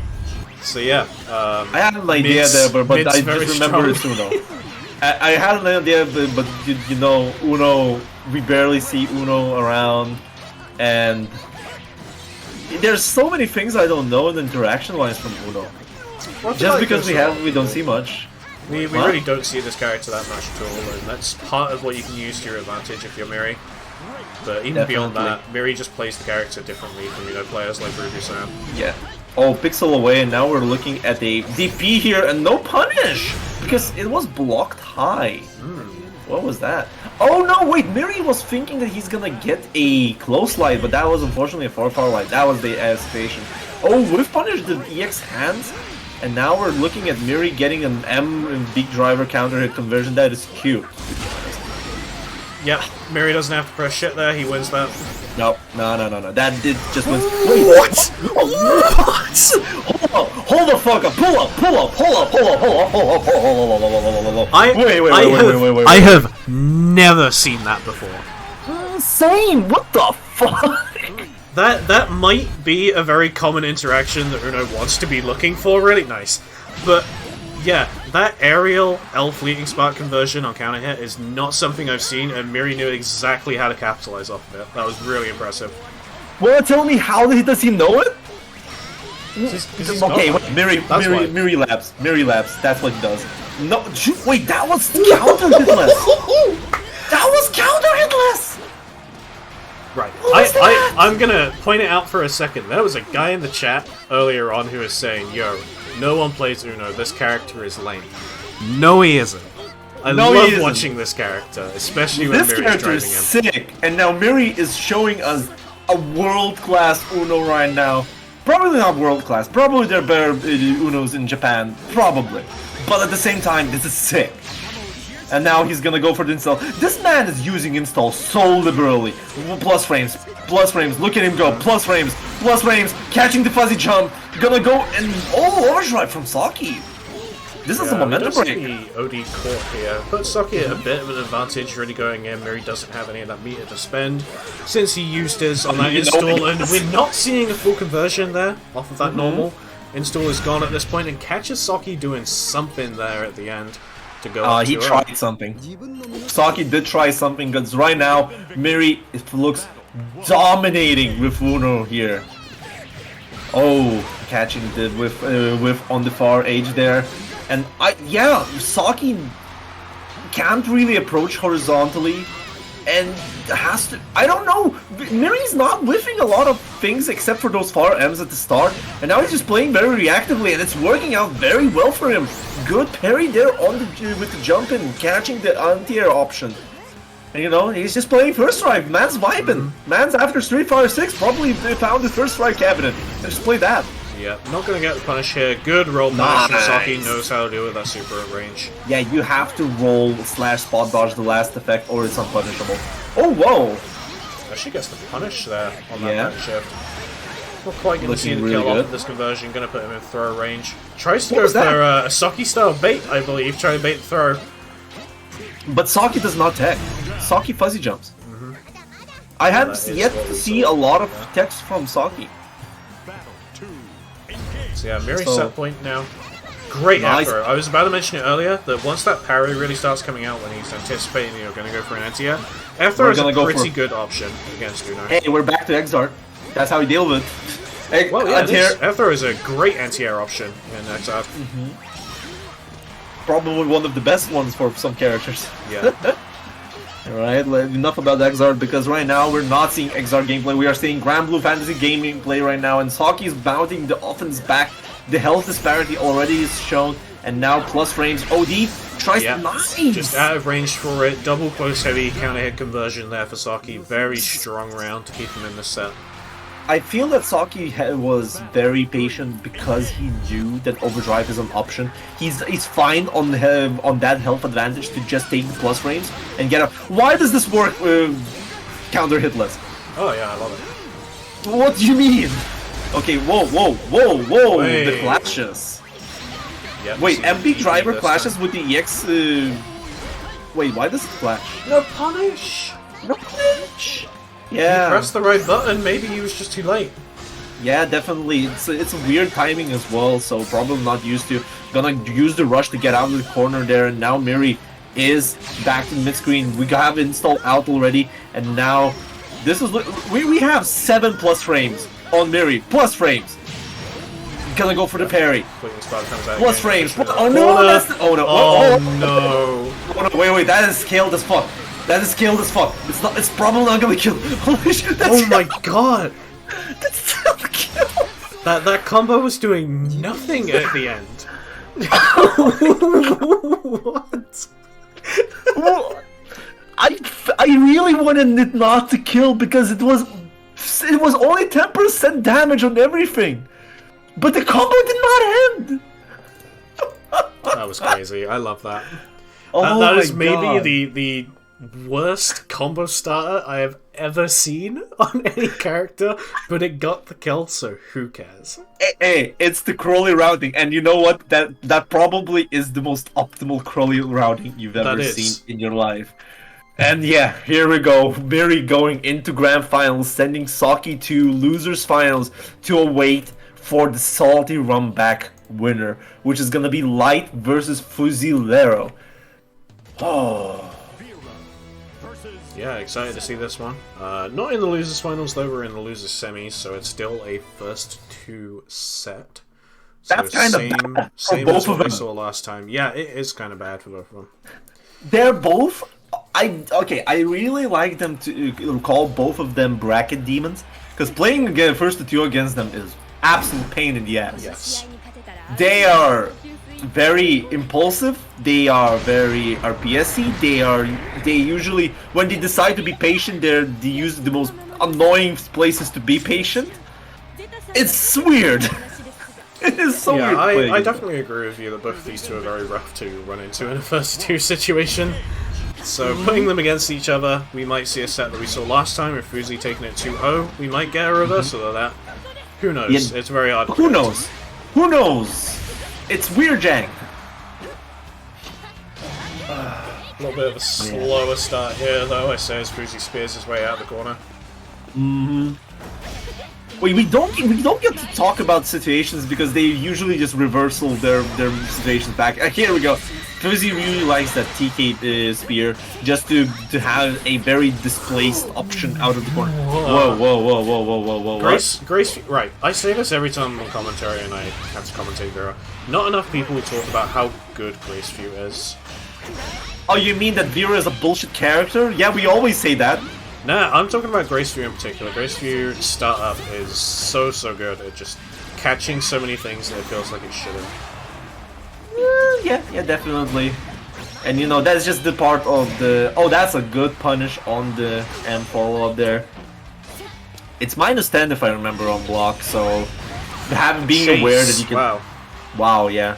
Not letting that happen. And now, why are they patient now? What the fuck? Okay, I was about to say, I think it's because we had a little bit of a connection hiccup there, so hopefully things stabilize for both of them.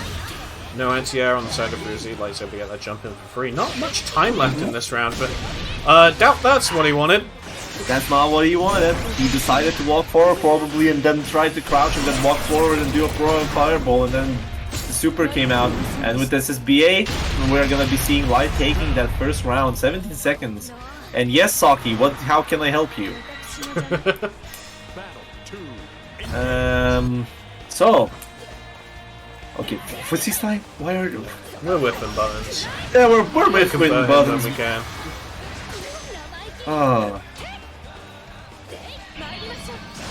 Gonna go what the... What? Safe DP. Safe DP Yeah, because of Lumi. I generally don't know what to say about this match anymore. This match is just the most match ever. It is. It is in fact one of these sets of all time. Caught the startup of Rush there. Managed to grab on the startup for that 2U.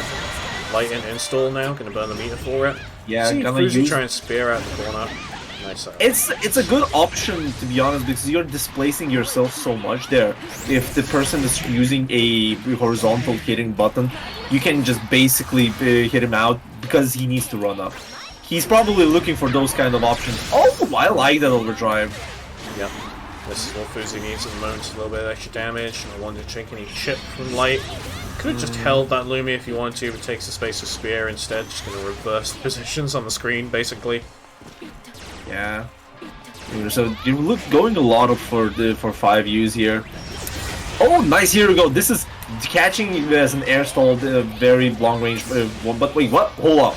Did you see that? Why did that work out? Okay. Why did the jump out work out? Now 5U is going to be out of there. 17 seconds on the clock. Fuzi has all the health in the world here to time out. Well, and now... but he also has the overdrive on his side. Light loses if he's put in a pogo situation. And yeah. Ooh. Imagine having to hold the pogo with overdrive. That's a lot of chip just for free. Well, that's the thing is there's a gap between it because you can DP it, but because it can be so easily OS'd, if you're put in a pogo situation, you can die from chip. There's basically nothing you can do, as far as I'm aware. Checkmate. It is a checkmate. Even so, that Fusilero... Well, there is, if you catch the right option select. You can dodge most of the situations there. But not in the corner, I feel. VarianDB not killing, and now we're looking at a mountain to climb for Fusilero, which he's steadily trying to ascend, going for the empty low here. Good frame trap. Yep. Very nice. Not quite full meter on the table. Light doesn't have enough for that back shift either, so he's just got to press in. Look at this. No! No, the suffer from success. Press the throw just a tad too early, because it was the right choice. Light Yagami did not protect that. Believe in victory. That he wasn't taking that. His ass wasn't taking that. You know that while he wasn't taking that. God fucking damn, I'm salty right now. Losing to the back throw incident, you do hate to see it. RPS coming out from Light here at the start of this game too, just to push Fuzi and keep him in the corner. Spear comes out there in a Pogoroki situation. Nice DP again. Yep, and that's a weird place to put a DP there, because you know after the Pogo, if you go for the close light, there are some timings that you can get a safe jab, but I feel that the Light is just being very comfortable on DPing afterwards because he doesn't want to hold the plus frames because you know you're Light Yagami. Why would you want to hold the plus? Does not hold shit. No. No. Why would you hold that? Okay, nice. Oh, that could have been a very big combo as well. Oh, whoa, not blocking Not Pogos? gonna matter, yeah, because Light is not blocking. Not blocking Pogos in 2023? What the fuck, like Yagami? Get with the times.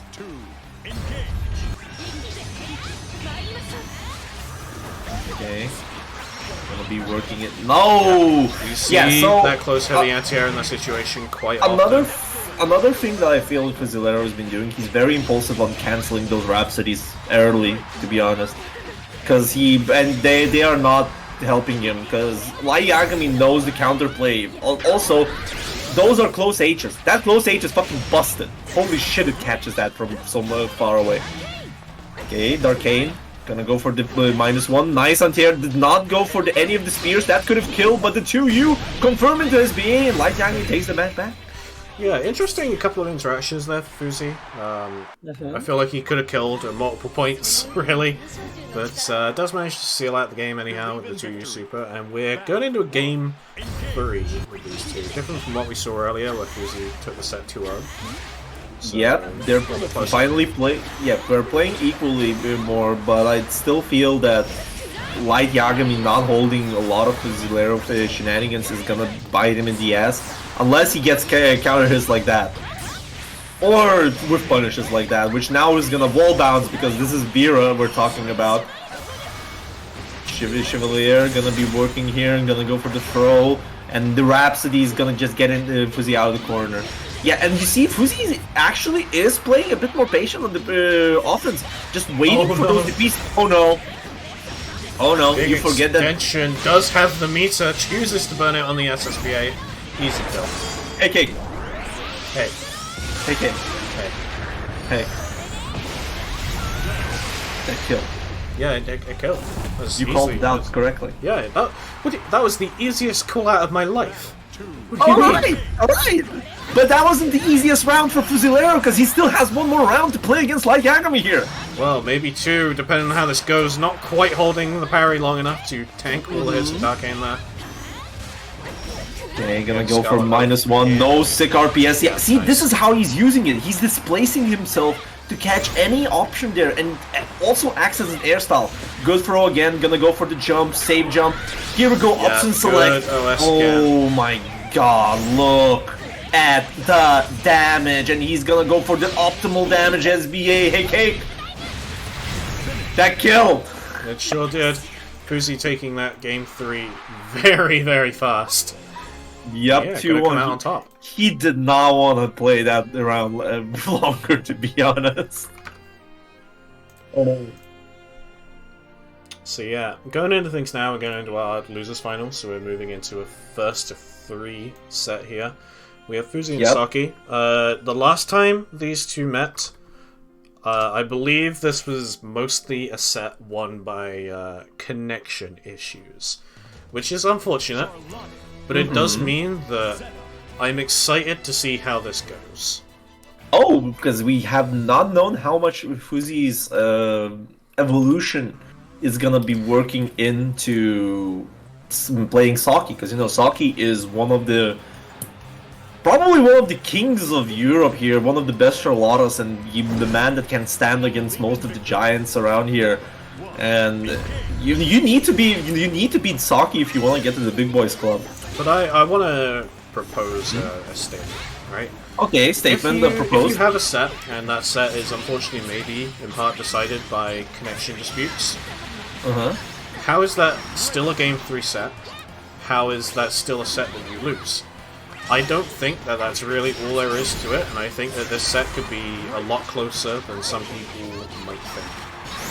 Although, in contrast, Fuzi kind of got his ass kicked in that first round. He just got put in the 1000 RPM washing machine here right now, and Saki's been saying, "Yo, how much detergent you want?" Yeah, Saki's doing a lot of holding forwards at the moment, just pushing Fuzi into the corner very quickly. We see an anti-air attempt come out there, but unfortunately a little bit too late against the Charlotte jump.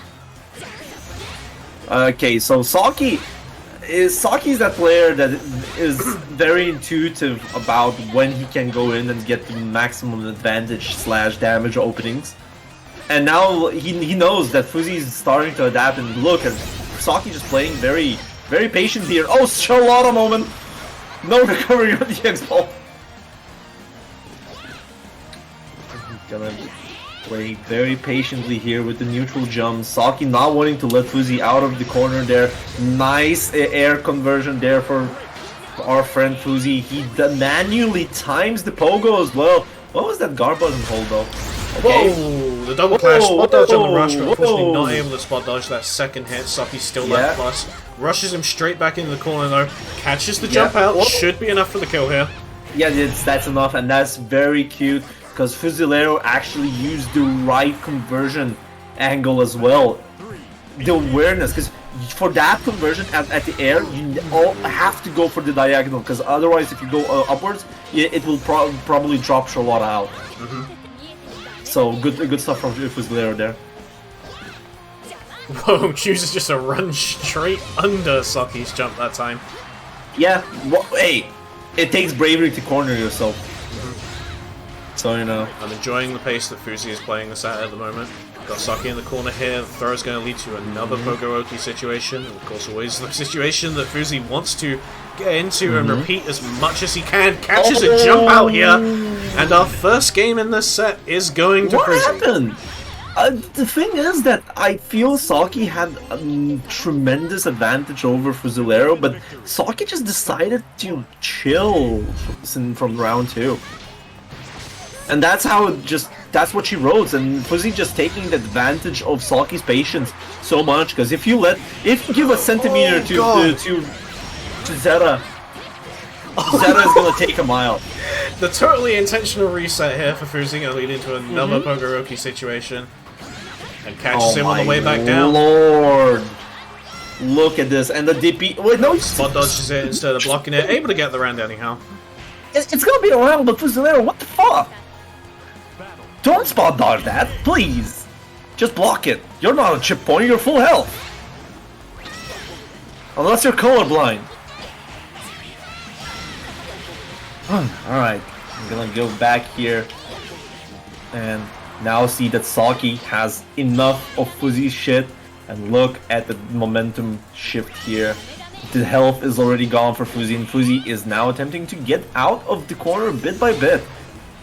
Just take that Saki, okay, now that's the safe range. There will be no bounces, there will be no rush conversions now, but now the EX Ball is gonna return the favor. You're back to the corner. What are you doing? Why are you Rhapsodying?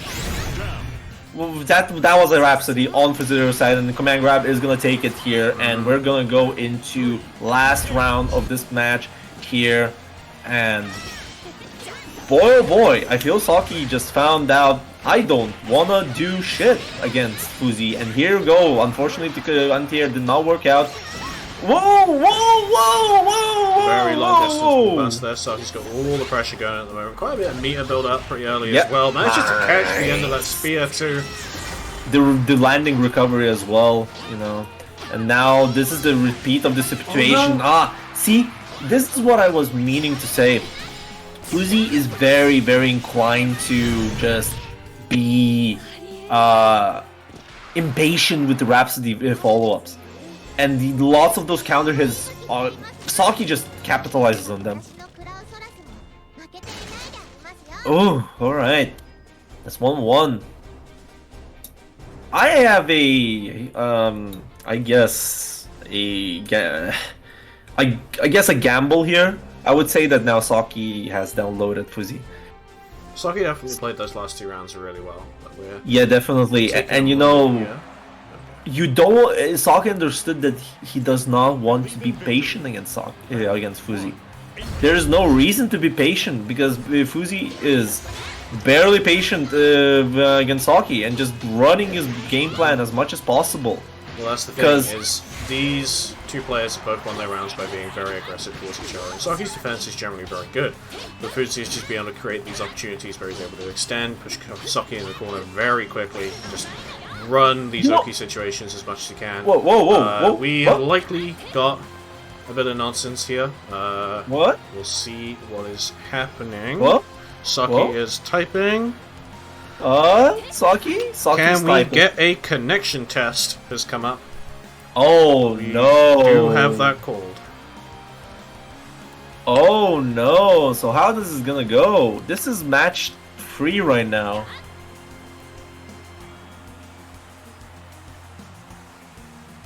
So if the connection test not okay, I don't know. We don't know how much delay it is right now on the side here. So while the Cake is gonna be doing the connection check, and probably Cake has commentator cursed the game here by saying that this match was usually decided by the connectivity. It is very unfortunate, and I'm really eager to find the results here to see if we're restarting the match in some way, shape, or capacity. And while we're still talking here, we have our first top 3 players here, Miri, Saki, and Fusilero. And if Fusilero has bad connectivity, we're gonna be seeing a salty run back of Saki versus Miri's Uno, probably. And now, let's see, how's the connectivity there, Cake? So Talk to us, live report. It started on 4, it's currently at 2, which is fine. That was a pretty big spike initially. I'm going to hold up here and just wait for basically this round. See how it progresses. Wait for Saki to get back in the room. We'll test it on his end as well, just to make sure. But Yeah, this currently is fine. We're It both is in fine. the UK, which is the important thing to mention. Oh yeah, do you want me to connect with Fuzzy? We'll see, because even though we're both in the UK, we should really be getting 1 or 2 frames delay, and we're getting between 2 and 4. Which is bad. Which is not ideal. So Yes, I'm going to it's less see than how ideal, stable Saki's is looking after this. Alright. But yeah, that should do, so we'll just end this one. Yeah. Let me join up with Fuzzy to see what's going on.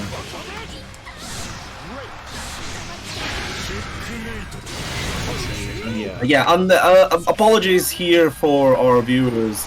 We're having a losers finals match here, and one of the players has called in a connectivity test. So we're gonna be testing out how Fuzzy's net is working out right now for Fusilero, or probably it's on Saki's side. Who knows? Stay tuned. This is not a drama right now. This is real games, and we're trying to understand if these real games are fair right now in this delay-based game. So while we're going through this, I just want to very briefly mention that our match arena for Gala is live at the moment. It would be cool if you guys check that out. If you want to type !match arena in the chat, that'll bring you straight to it. I believe we're just sitting over $150 in there at the moment. Actually, wonderful. let me connect with Fusilero on the next call cabin. Oh, Fuzzy, where the fuck did you go? Oh my god. So yeah, with Saki we've got constant 2 frame, which is very good. Occasionally it goes up to 3, but that's completely fine. The distance between us is of course UK to Germany, and this is totally fine. So, gonna of course give the benefit of the doubt. We'll test the exact same amount of time, and we'll see how things go. Oh, Fuzzy's restarting his router at the moment, so...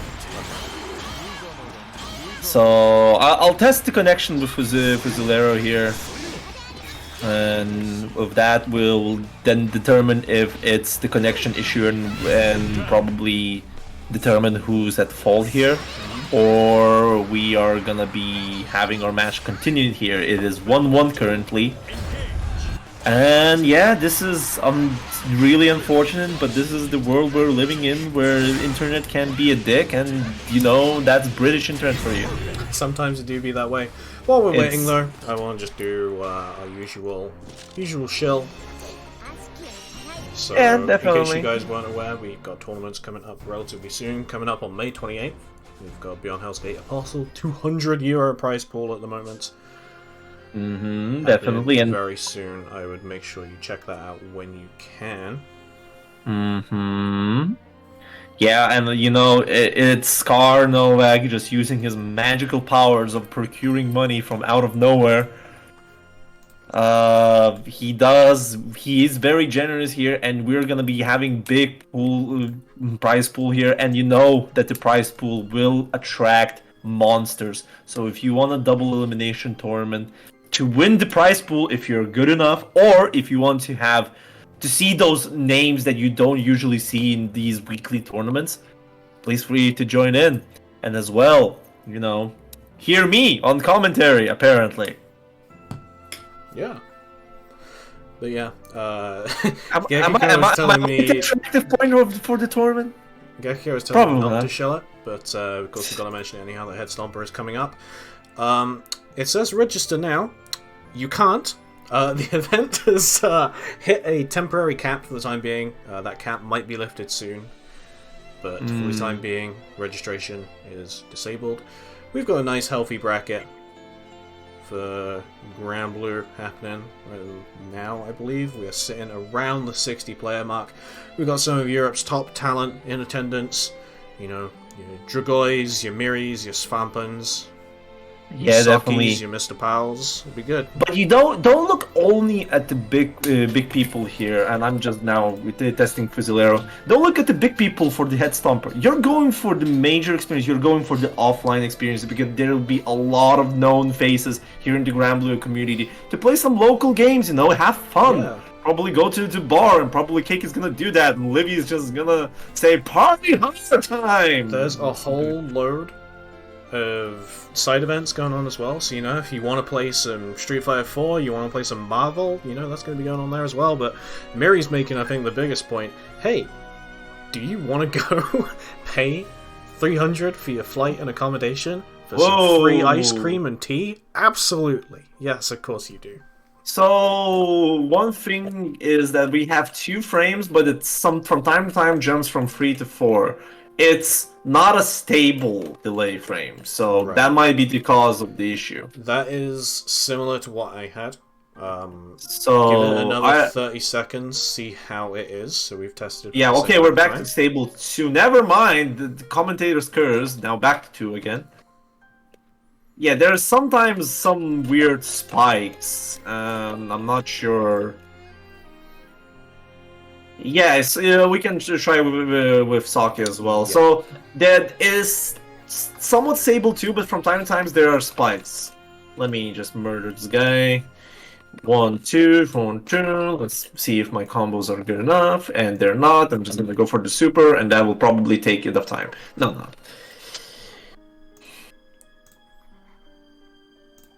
I'm just filling in the void because right now we're having. Somebody has to do, like, okay, It do jump be H. how it be sometimes with these. Okay, let's see. Do you want to do an infinite light punch medium? Wait, I don't remember actually that one. What are you? Can't do that. I'm not. It's copyrighted. So, while we're waiting, I just again want to shell Maturino, exclamation mark Maturino in the chat. We'll take you straight to it. Currently, at the moment, we are sitting at $150. There will be an extra $300 in that provided by Promenade. Closer to the time, so right now we're just under $500 in our prize pool. I cannot. Oh fuck! Wait, am I playing against Fuzzy again? You're playing against Saki. Okay, that's Saki.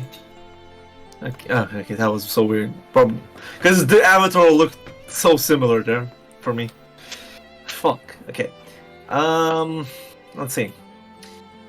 Yeah, so everybody that has probably tuned in recently, I'm stable too against Saki. Okay. So my judgment here is, let the game to continue. But if there's another spike like that is intrusive, probably just call it on Fuzi's side, because the Fuzi shows the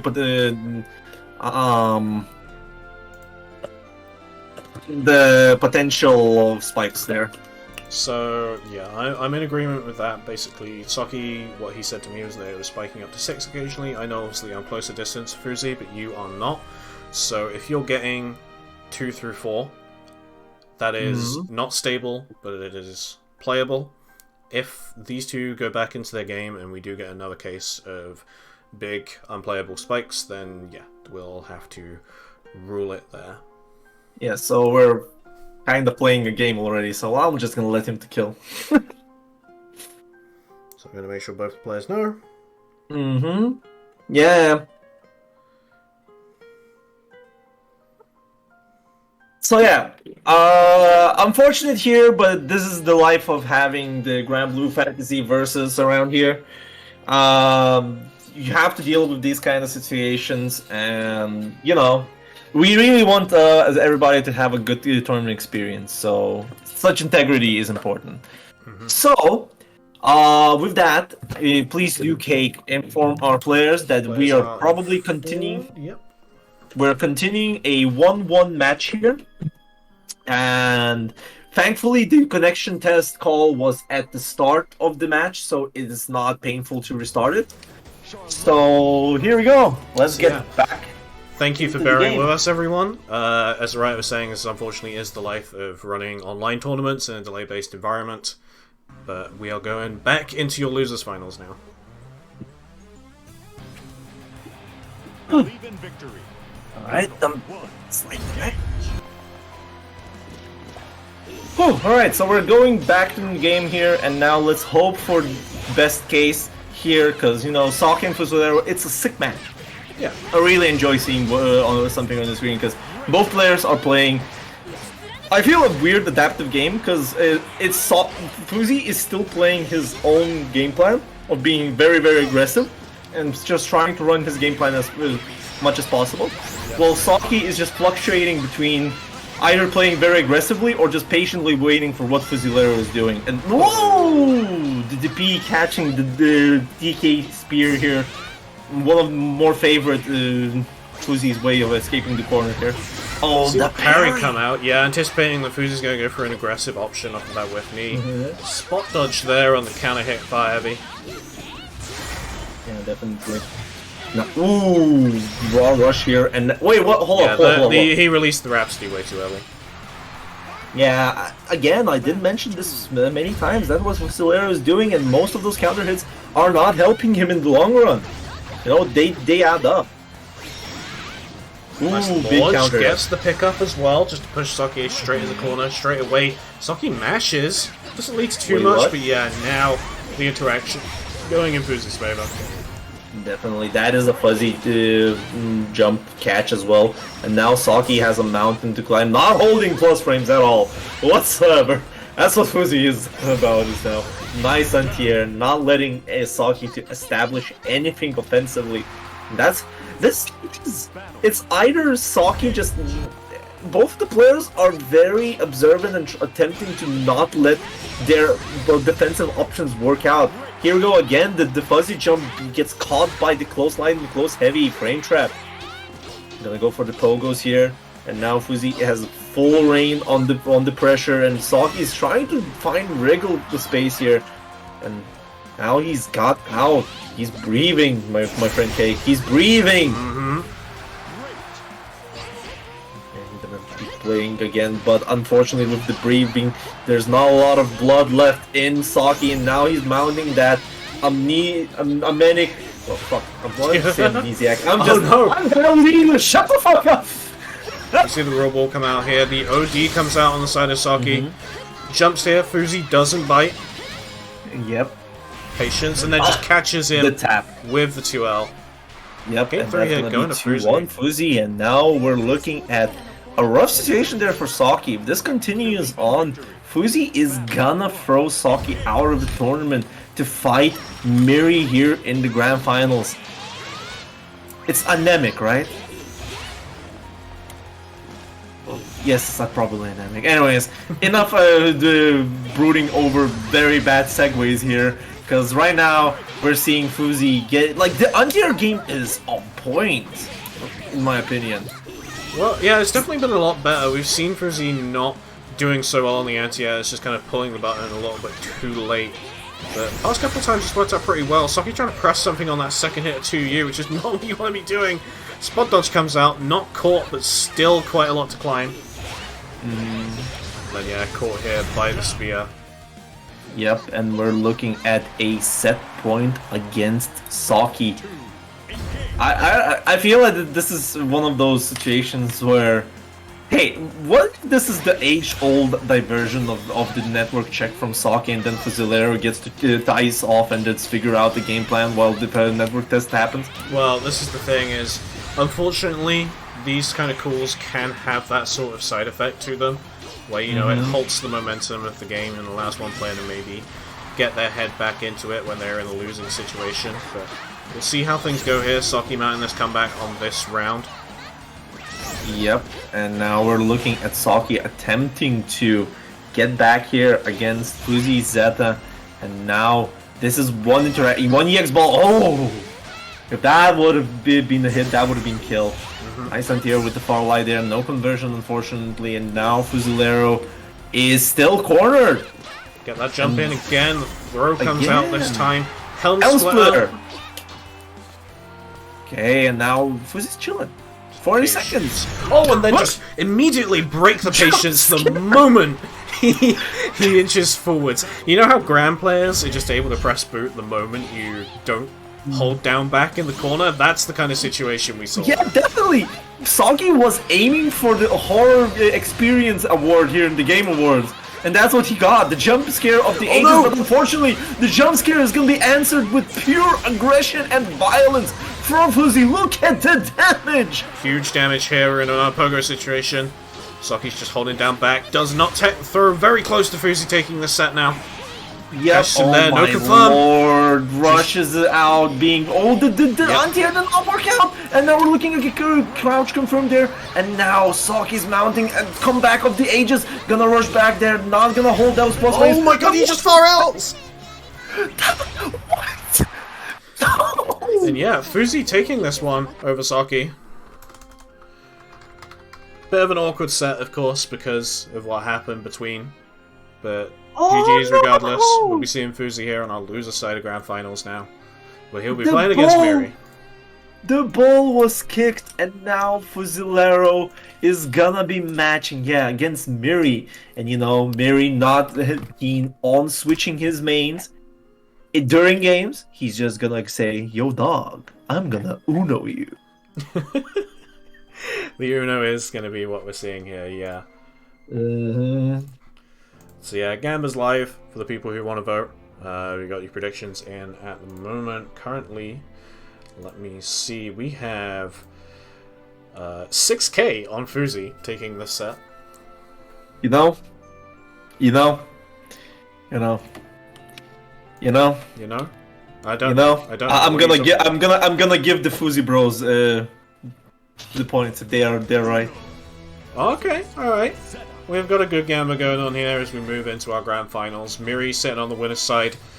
Don't believe anyone's taken a game off of him yet today. No. So coming in, very strong situation. He's coming in clean, and it's probably the easiest point of my life. I'm gonna be biased here, because Miri is gonna still watch me in Street Fighter afterwards. So, let's go into Serpent's Parade Week 4 Grand Finals here. Miri versus Fusilero, and now we're not used to seeing Miri's Uno, but this is a salty runback of its own as well, because Fuzzy did lose the match against Miri, and it was a clean loss as well. And now let's see if Fuzzy has the high and the tension and momentum from Saki's matches and attempts to deal with... No! Yeah, No! good loops. Whoa! Good loops. That's the end of that round.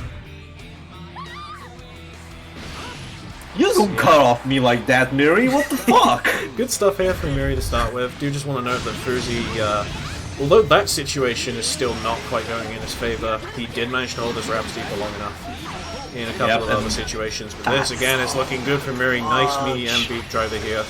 Very plus. Plus frames, I'm gonna get just knee out of the corner. That's what Fuzi really likes to do, because dealing with that knee is extremely hard, in my opinion. When it's out of the corner, you need to know your character specific options for that.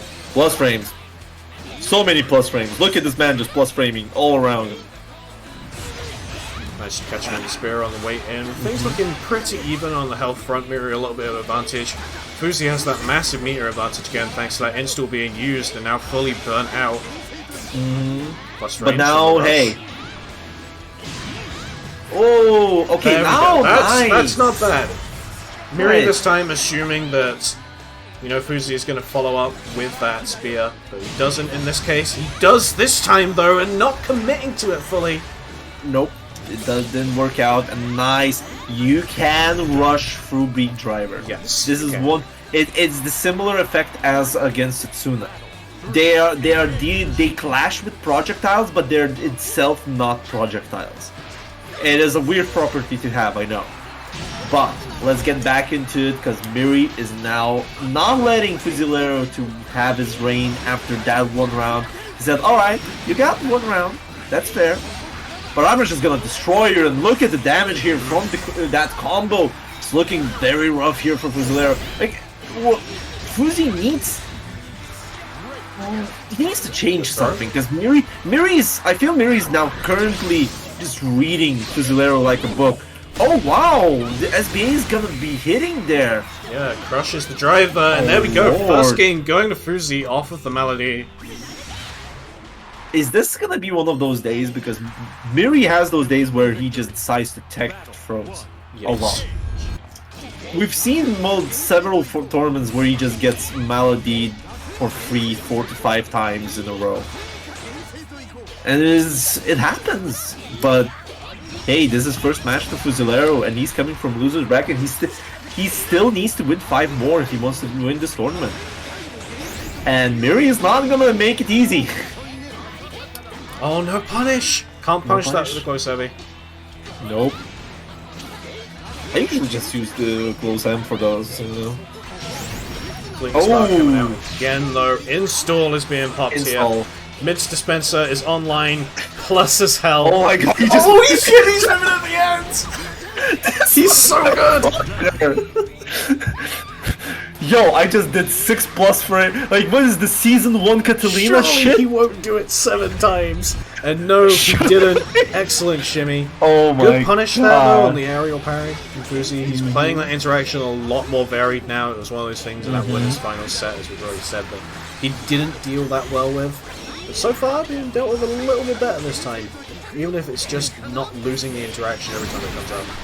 But unfortunately, he did get a counter hit from the far edge there, because Fuzi really likes to press that to him to just assert his dominance at a certain range. Like he has this range where I'm the king right now. Oh, nice. Yo, dog, I heard you like parries, so I parried your parry so you could parry while you parry. You okay, mate? No, come on, you're not. Miri's is just destroying. With these are interactions that you see once in a million years, and Miri is just casually forcing them. I mean, here's the thing that happens sometimes when Miri does a bracket run like this, is I feel like it really shows that there's just a few character matchups where 90% of Europe, if not a bit more, do not know what to do in what are common, repeatable situations. We see it quite a lot with Lance OP, we see it quite a lot with Uno's install as well, and I feel like Miri wants to abuse that, and he should. Why should you have to put in any more effort than is required to defeat your opponent? Definitely. And you know, unfortunately for him, right now the opponent is showing in fangs, because Fusilero gets that good counter hit frame trap and getting that round back. The point I kind of want to make here is that I feel whenever a bracket run like this happens, players should go away and go, oh, I need to learn how to deal with that. There are Lance players around, there are Uno players around. Of course, not much. But, you know, you've got your Pitas, you've got your Miris, your Brugusans, that you can practice these rarer matchups with. And people need to get on that. Alright, let me give you a hypothetical situation. Imagine you go to the major, you get to grand finals, and you lose to Lorraine. That shit sucks. Prepare for Lorraine. That's Revo 2021. What do you mean? I know, I was there. We were both there. We know that's what that tournament was. That sucks. Wait, wasn't it the Lorraine mirror? It nearly was. Both, yeah, Dragoi and Rexter did not play Lorraine mirrors. I wish they did. Yeah, Spot dodge, nice. Does Wait, that whoa. It does. Did he just trade? Did he just give us hair down Zera just to beat Miri? He opened the Pandora's box. Thank you, Fusilero, for giving us hair down Zera. Nah, we're not seeing it. We're not seeing it at all. What do you mean? Holy shit. But yeah, Fuzi 2-1 up in the set at the moment against Miri. Miri's second game loss of today.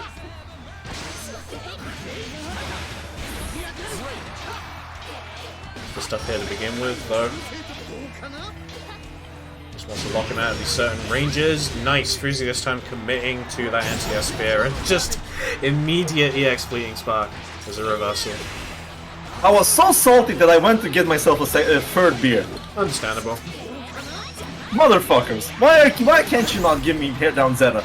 Miri murdered this motherfucker right now. That's okay. Here we go. Good conversion into SBA. Look, you've got to understand, he's just performing the set at 80%, right? Hair down skip is a very important trick to learn. I feel. I definitely, but it doesn't appease the crowd. Well, You're not maybe you should watch another category. The fucking any percenting against Miri does not work, my friend. If you're any percent against Miri, you're putting yourself at the multiple frame perfect inputs here. Okay. I mean, let's talk about it for a second, though.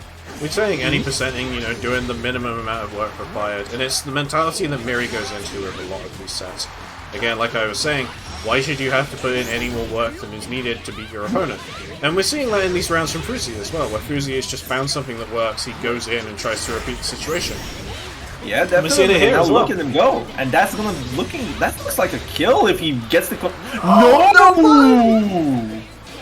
What was that? Goes for the throw. Okay, Fuzi's very prepared. Oh my god. Yeah, this time he takes the third, does not take the second one. Miri is using this install a lot more varied now. Yep. Oh, Jesus Lord. Look at the damage. Yeah, oh my god. This is what you get? Wait, that loops? Wait, that loops? He's not dead! What do you mean he's not dead?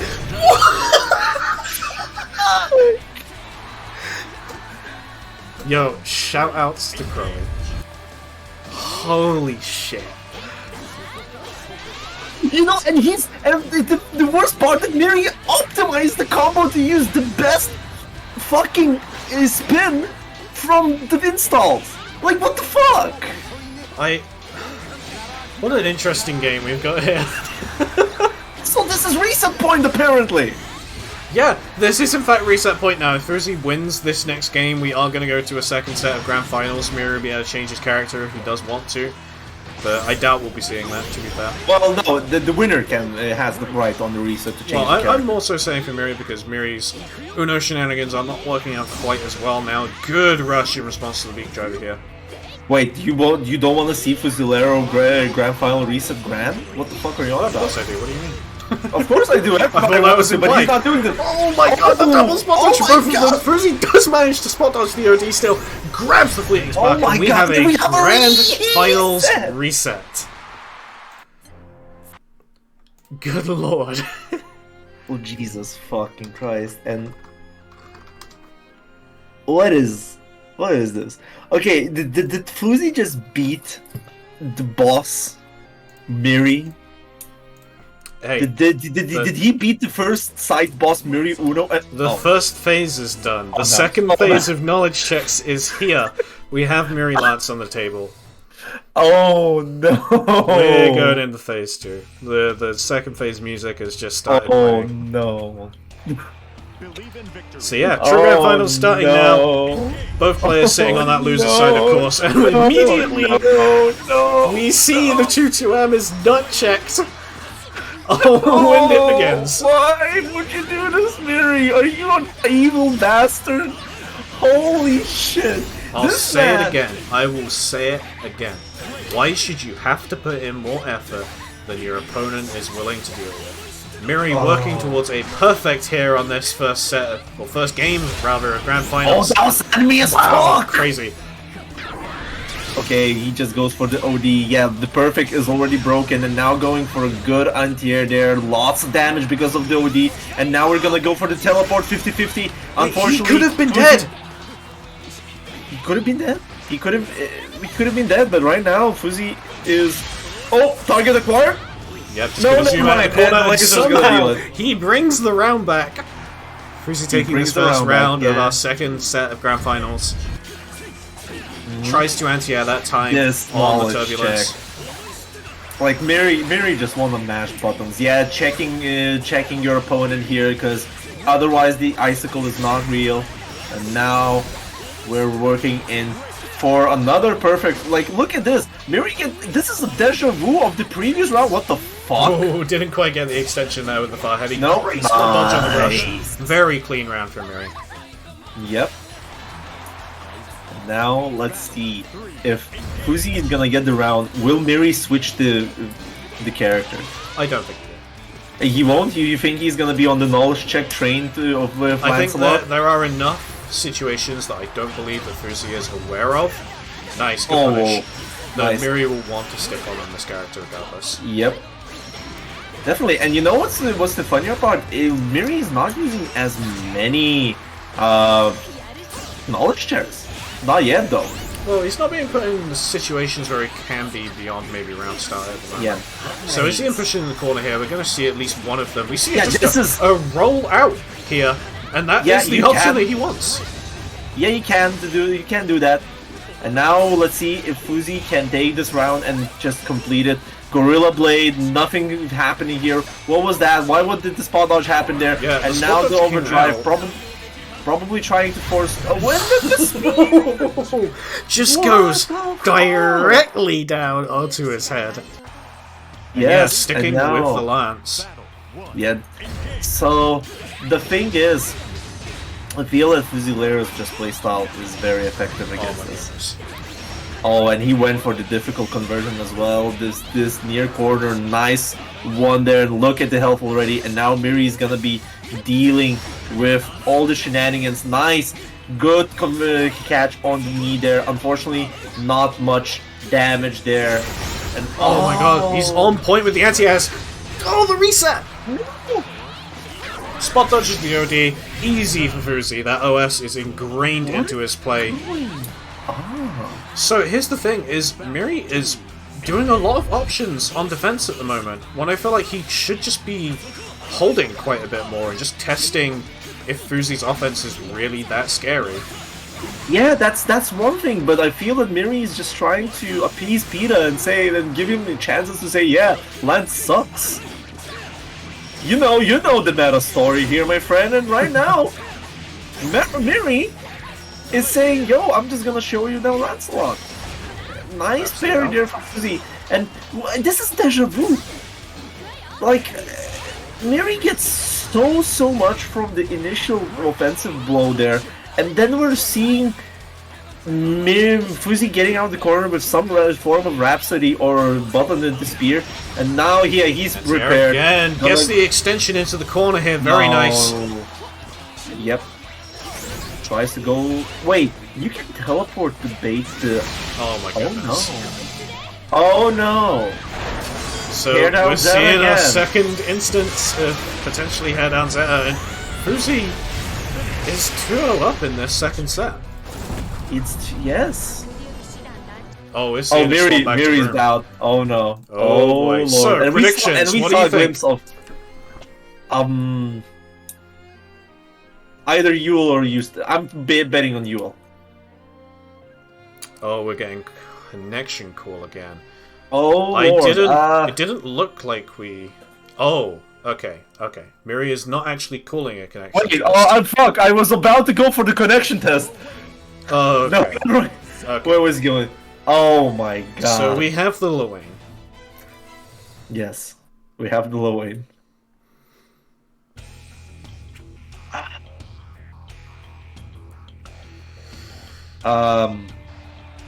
So what are your feelings here?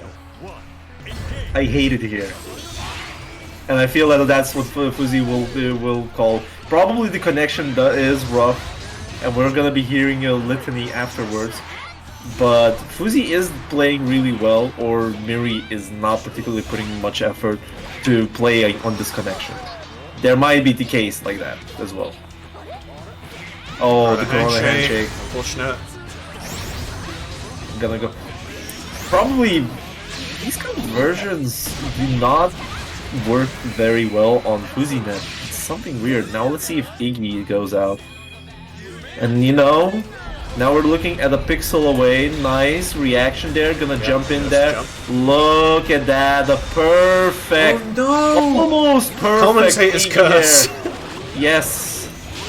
Commentator's curse. Oh, nice. Yeah, parry for a little bit of distance there. The parry comes out again. Spot dodged. He does know, of course. Good tech. Yep. Good tech again. Wow. And then, yeah, just catches the JU with the far heavy. Tournament point now for Fuzzy. Fuzzy. I'm giving away my points, I guess. If this continues. Whoa! That's an air stall in its own. It is not. It sure is not, but it definitely worked. Yeah. But now remember when I said the 2U is an amazing button, and remember when I said that Lowain has insanely good set play? Fuzzy is the player, not Fuzzy, Miri is the player that is capable of pulling advantage. That was of the meant to be an overhead, I can guarantee it. Oh yeah, definitely. Oh, the whiff punish, and now we're looking at very. Oh, whoa! That was a counter hit as well. That could have. Okay, lasers not letting caterpillar setups on neutral work out, and now. Oh my goodness! Awesome Sauce gets hit by the far amp. This is looking like one interaction away, and now let's see if the Mario Party is working out. Gonna just use the charge the ball into the ball. Chip damage is out. More chip as much damage. health as he did have last time. Yes, Yeah, and now it's ending gonna here. be a punish. No punish! Whoa! Oh my goodness! Not the interaction either player wanted out of that. You see the rush come gonna in, go for plus the rush, frames. yeah. EX Caterpillar gonna go for the block button check. Fuzzy was ready, gonna go for the back throw, and that's gonna kill. Not the back throw. Forward throw. What the fuck is going on in this match? Quite a lot is going on. That is for sure. This is extremely mental right now, and you know what's even more mental? That if Miri wins this match, he's stuck on Lowain if he wants to get the tournament done here. He is stuck on the lane for the next 3 games potentially. Yeah. It's insane right now. Now we're looking at okay, back shift, not want to hold that nice jump on the laser, Pushed and into now the corner here. Potentially going to be seeing an unblockable situation, but goes to the throw Nope. instead. Caterpillar set play. You cannot really Rhapsody that, and now look at it. First match, back to Miri on the reset. Believe in victory. So Oh my yeah, as we were goodness. saying, he is stuck on the lane for the rest of this set, but that definitely looked good towards the end of that game there. Okay, nice catch. Oh, Good idea. nice. Yep. Gonna. What? Oh no! This character What was sucks. that shit? This character sucks. What That's the terrible. fuck? Oh my god. Just drop down Rhapsody, push him straight into the corner. HBA is going to come out. Is he going to get punished? No, he does go the other direction.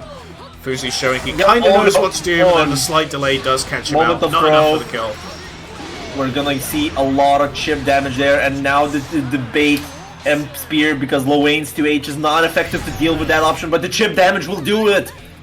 Oh. That's the thing you have to watch out for. That is a burst option that will chip you out there.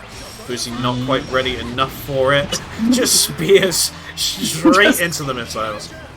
You mean he pulled out 9mm Uzi and just run by right now with the caterpillar? Holy shit! Really enjoying these setups here from Miri at the moment, where he's using, the impact of one of the boys to cover and set up that El Caterpillar.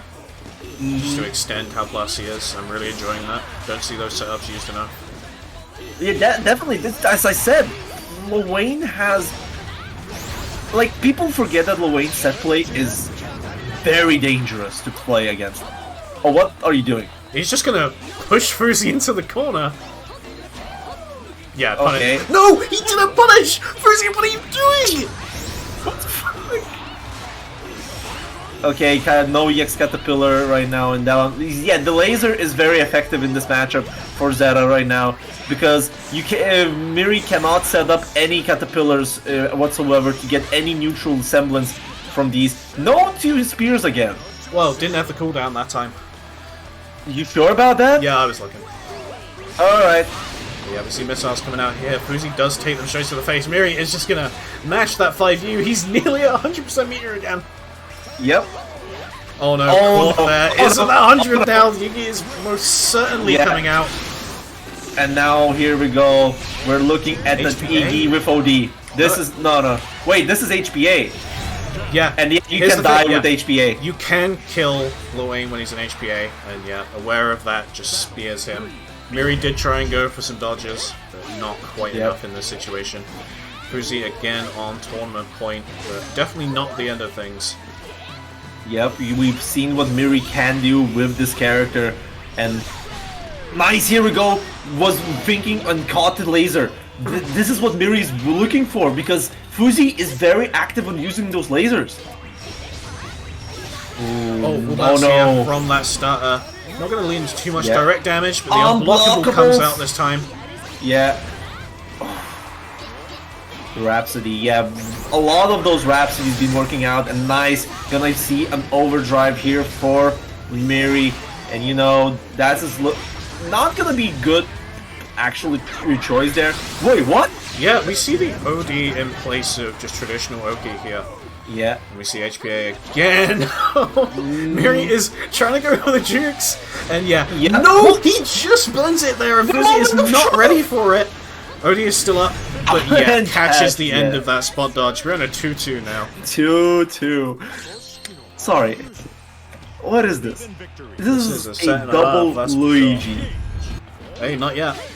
Not yet, but probably gonna be like this at the moment, because the matches look very similar, to be honest. They definitely do. Yeah, I could see this one quite easily going to last game, last round.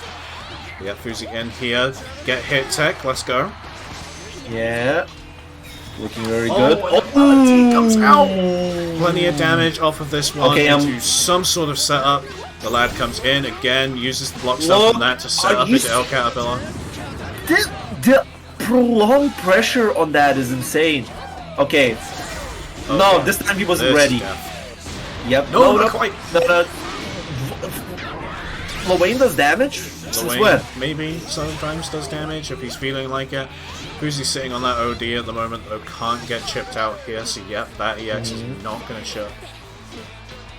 Definitely, it's a really good move. That could have been very dangerous. Miri is very adept on... Oh, here we go, EX. One thing that Miri is very adept at is looking for special cancels, and there's a gap between that and EX laser. Nice! Oh, no pickup, huge pickup there. And now we're looking at Miri, full potential here, probably keeping Fuzi on toes.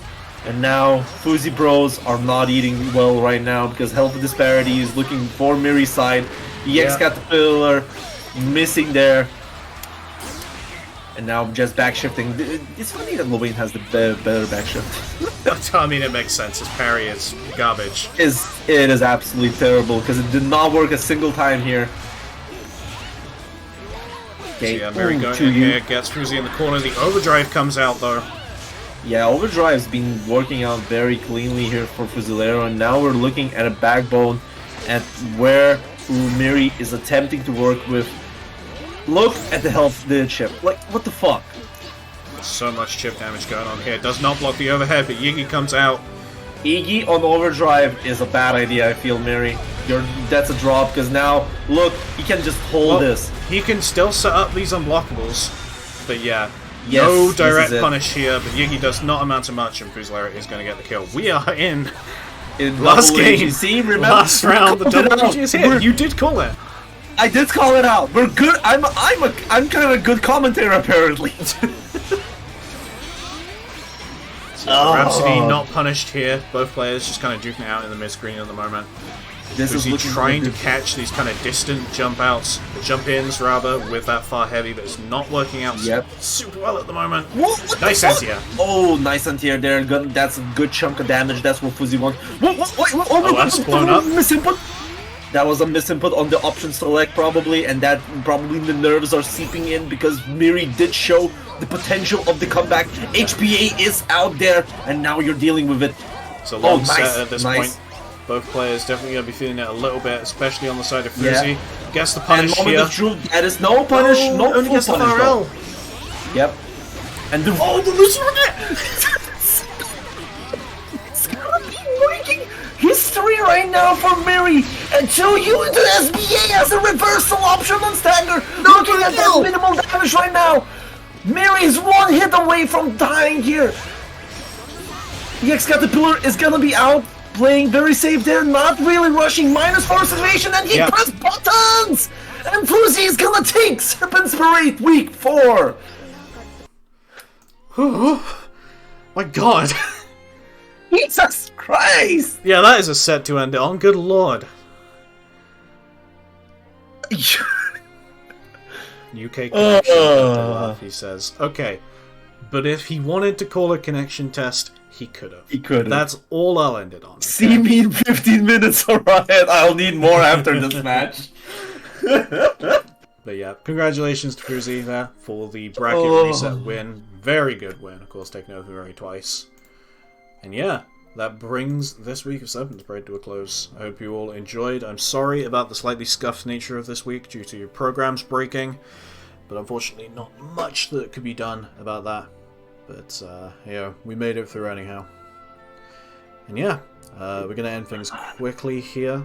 Thank you everyone for coming along. If you competed, spectated, or you're just showing up now for this Grand Finals, which is just finished with Fuselator as the winner, then thank you very much. We'll see you next week. Of course, thank you to Riot for commentating as well. Thank you for having me here, Keg. Don't worry about it. You could have let me on solo commentary here. I'm not gonna. We don't do You're not that, gonna let me do that, huh? No. But yeah. Yeah, that's that. Thank you all that came here to participate, watched, as Cake said, and be sure to track up for notifications for next week's Serpent's Parade. Though next week's Serpent's Parade is gonna be interesting because next week we're gonna be having Combo Breaker running. It is. It's true. So we'll have no Dudikoff, no 2-0. They will be at Yep. Combo Breaker. So I'm wishing the here right now good luck to both of them. Should be And a with that, fantastic time. yeah, with that, it's the end of the Serpent's Parade Week 4. It was me here, alright, joined by the tournament organizer and co-commentator Cake. Yeah. Bye bye. Thank you very much everyone for coming along, and we'll see you next week. Take care, everyone.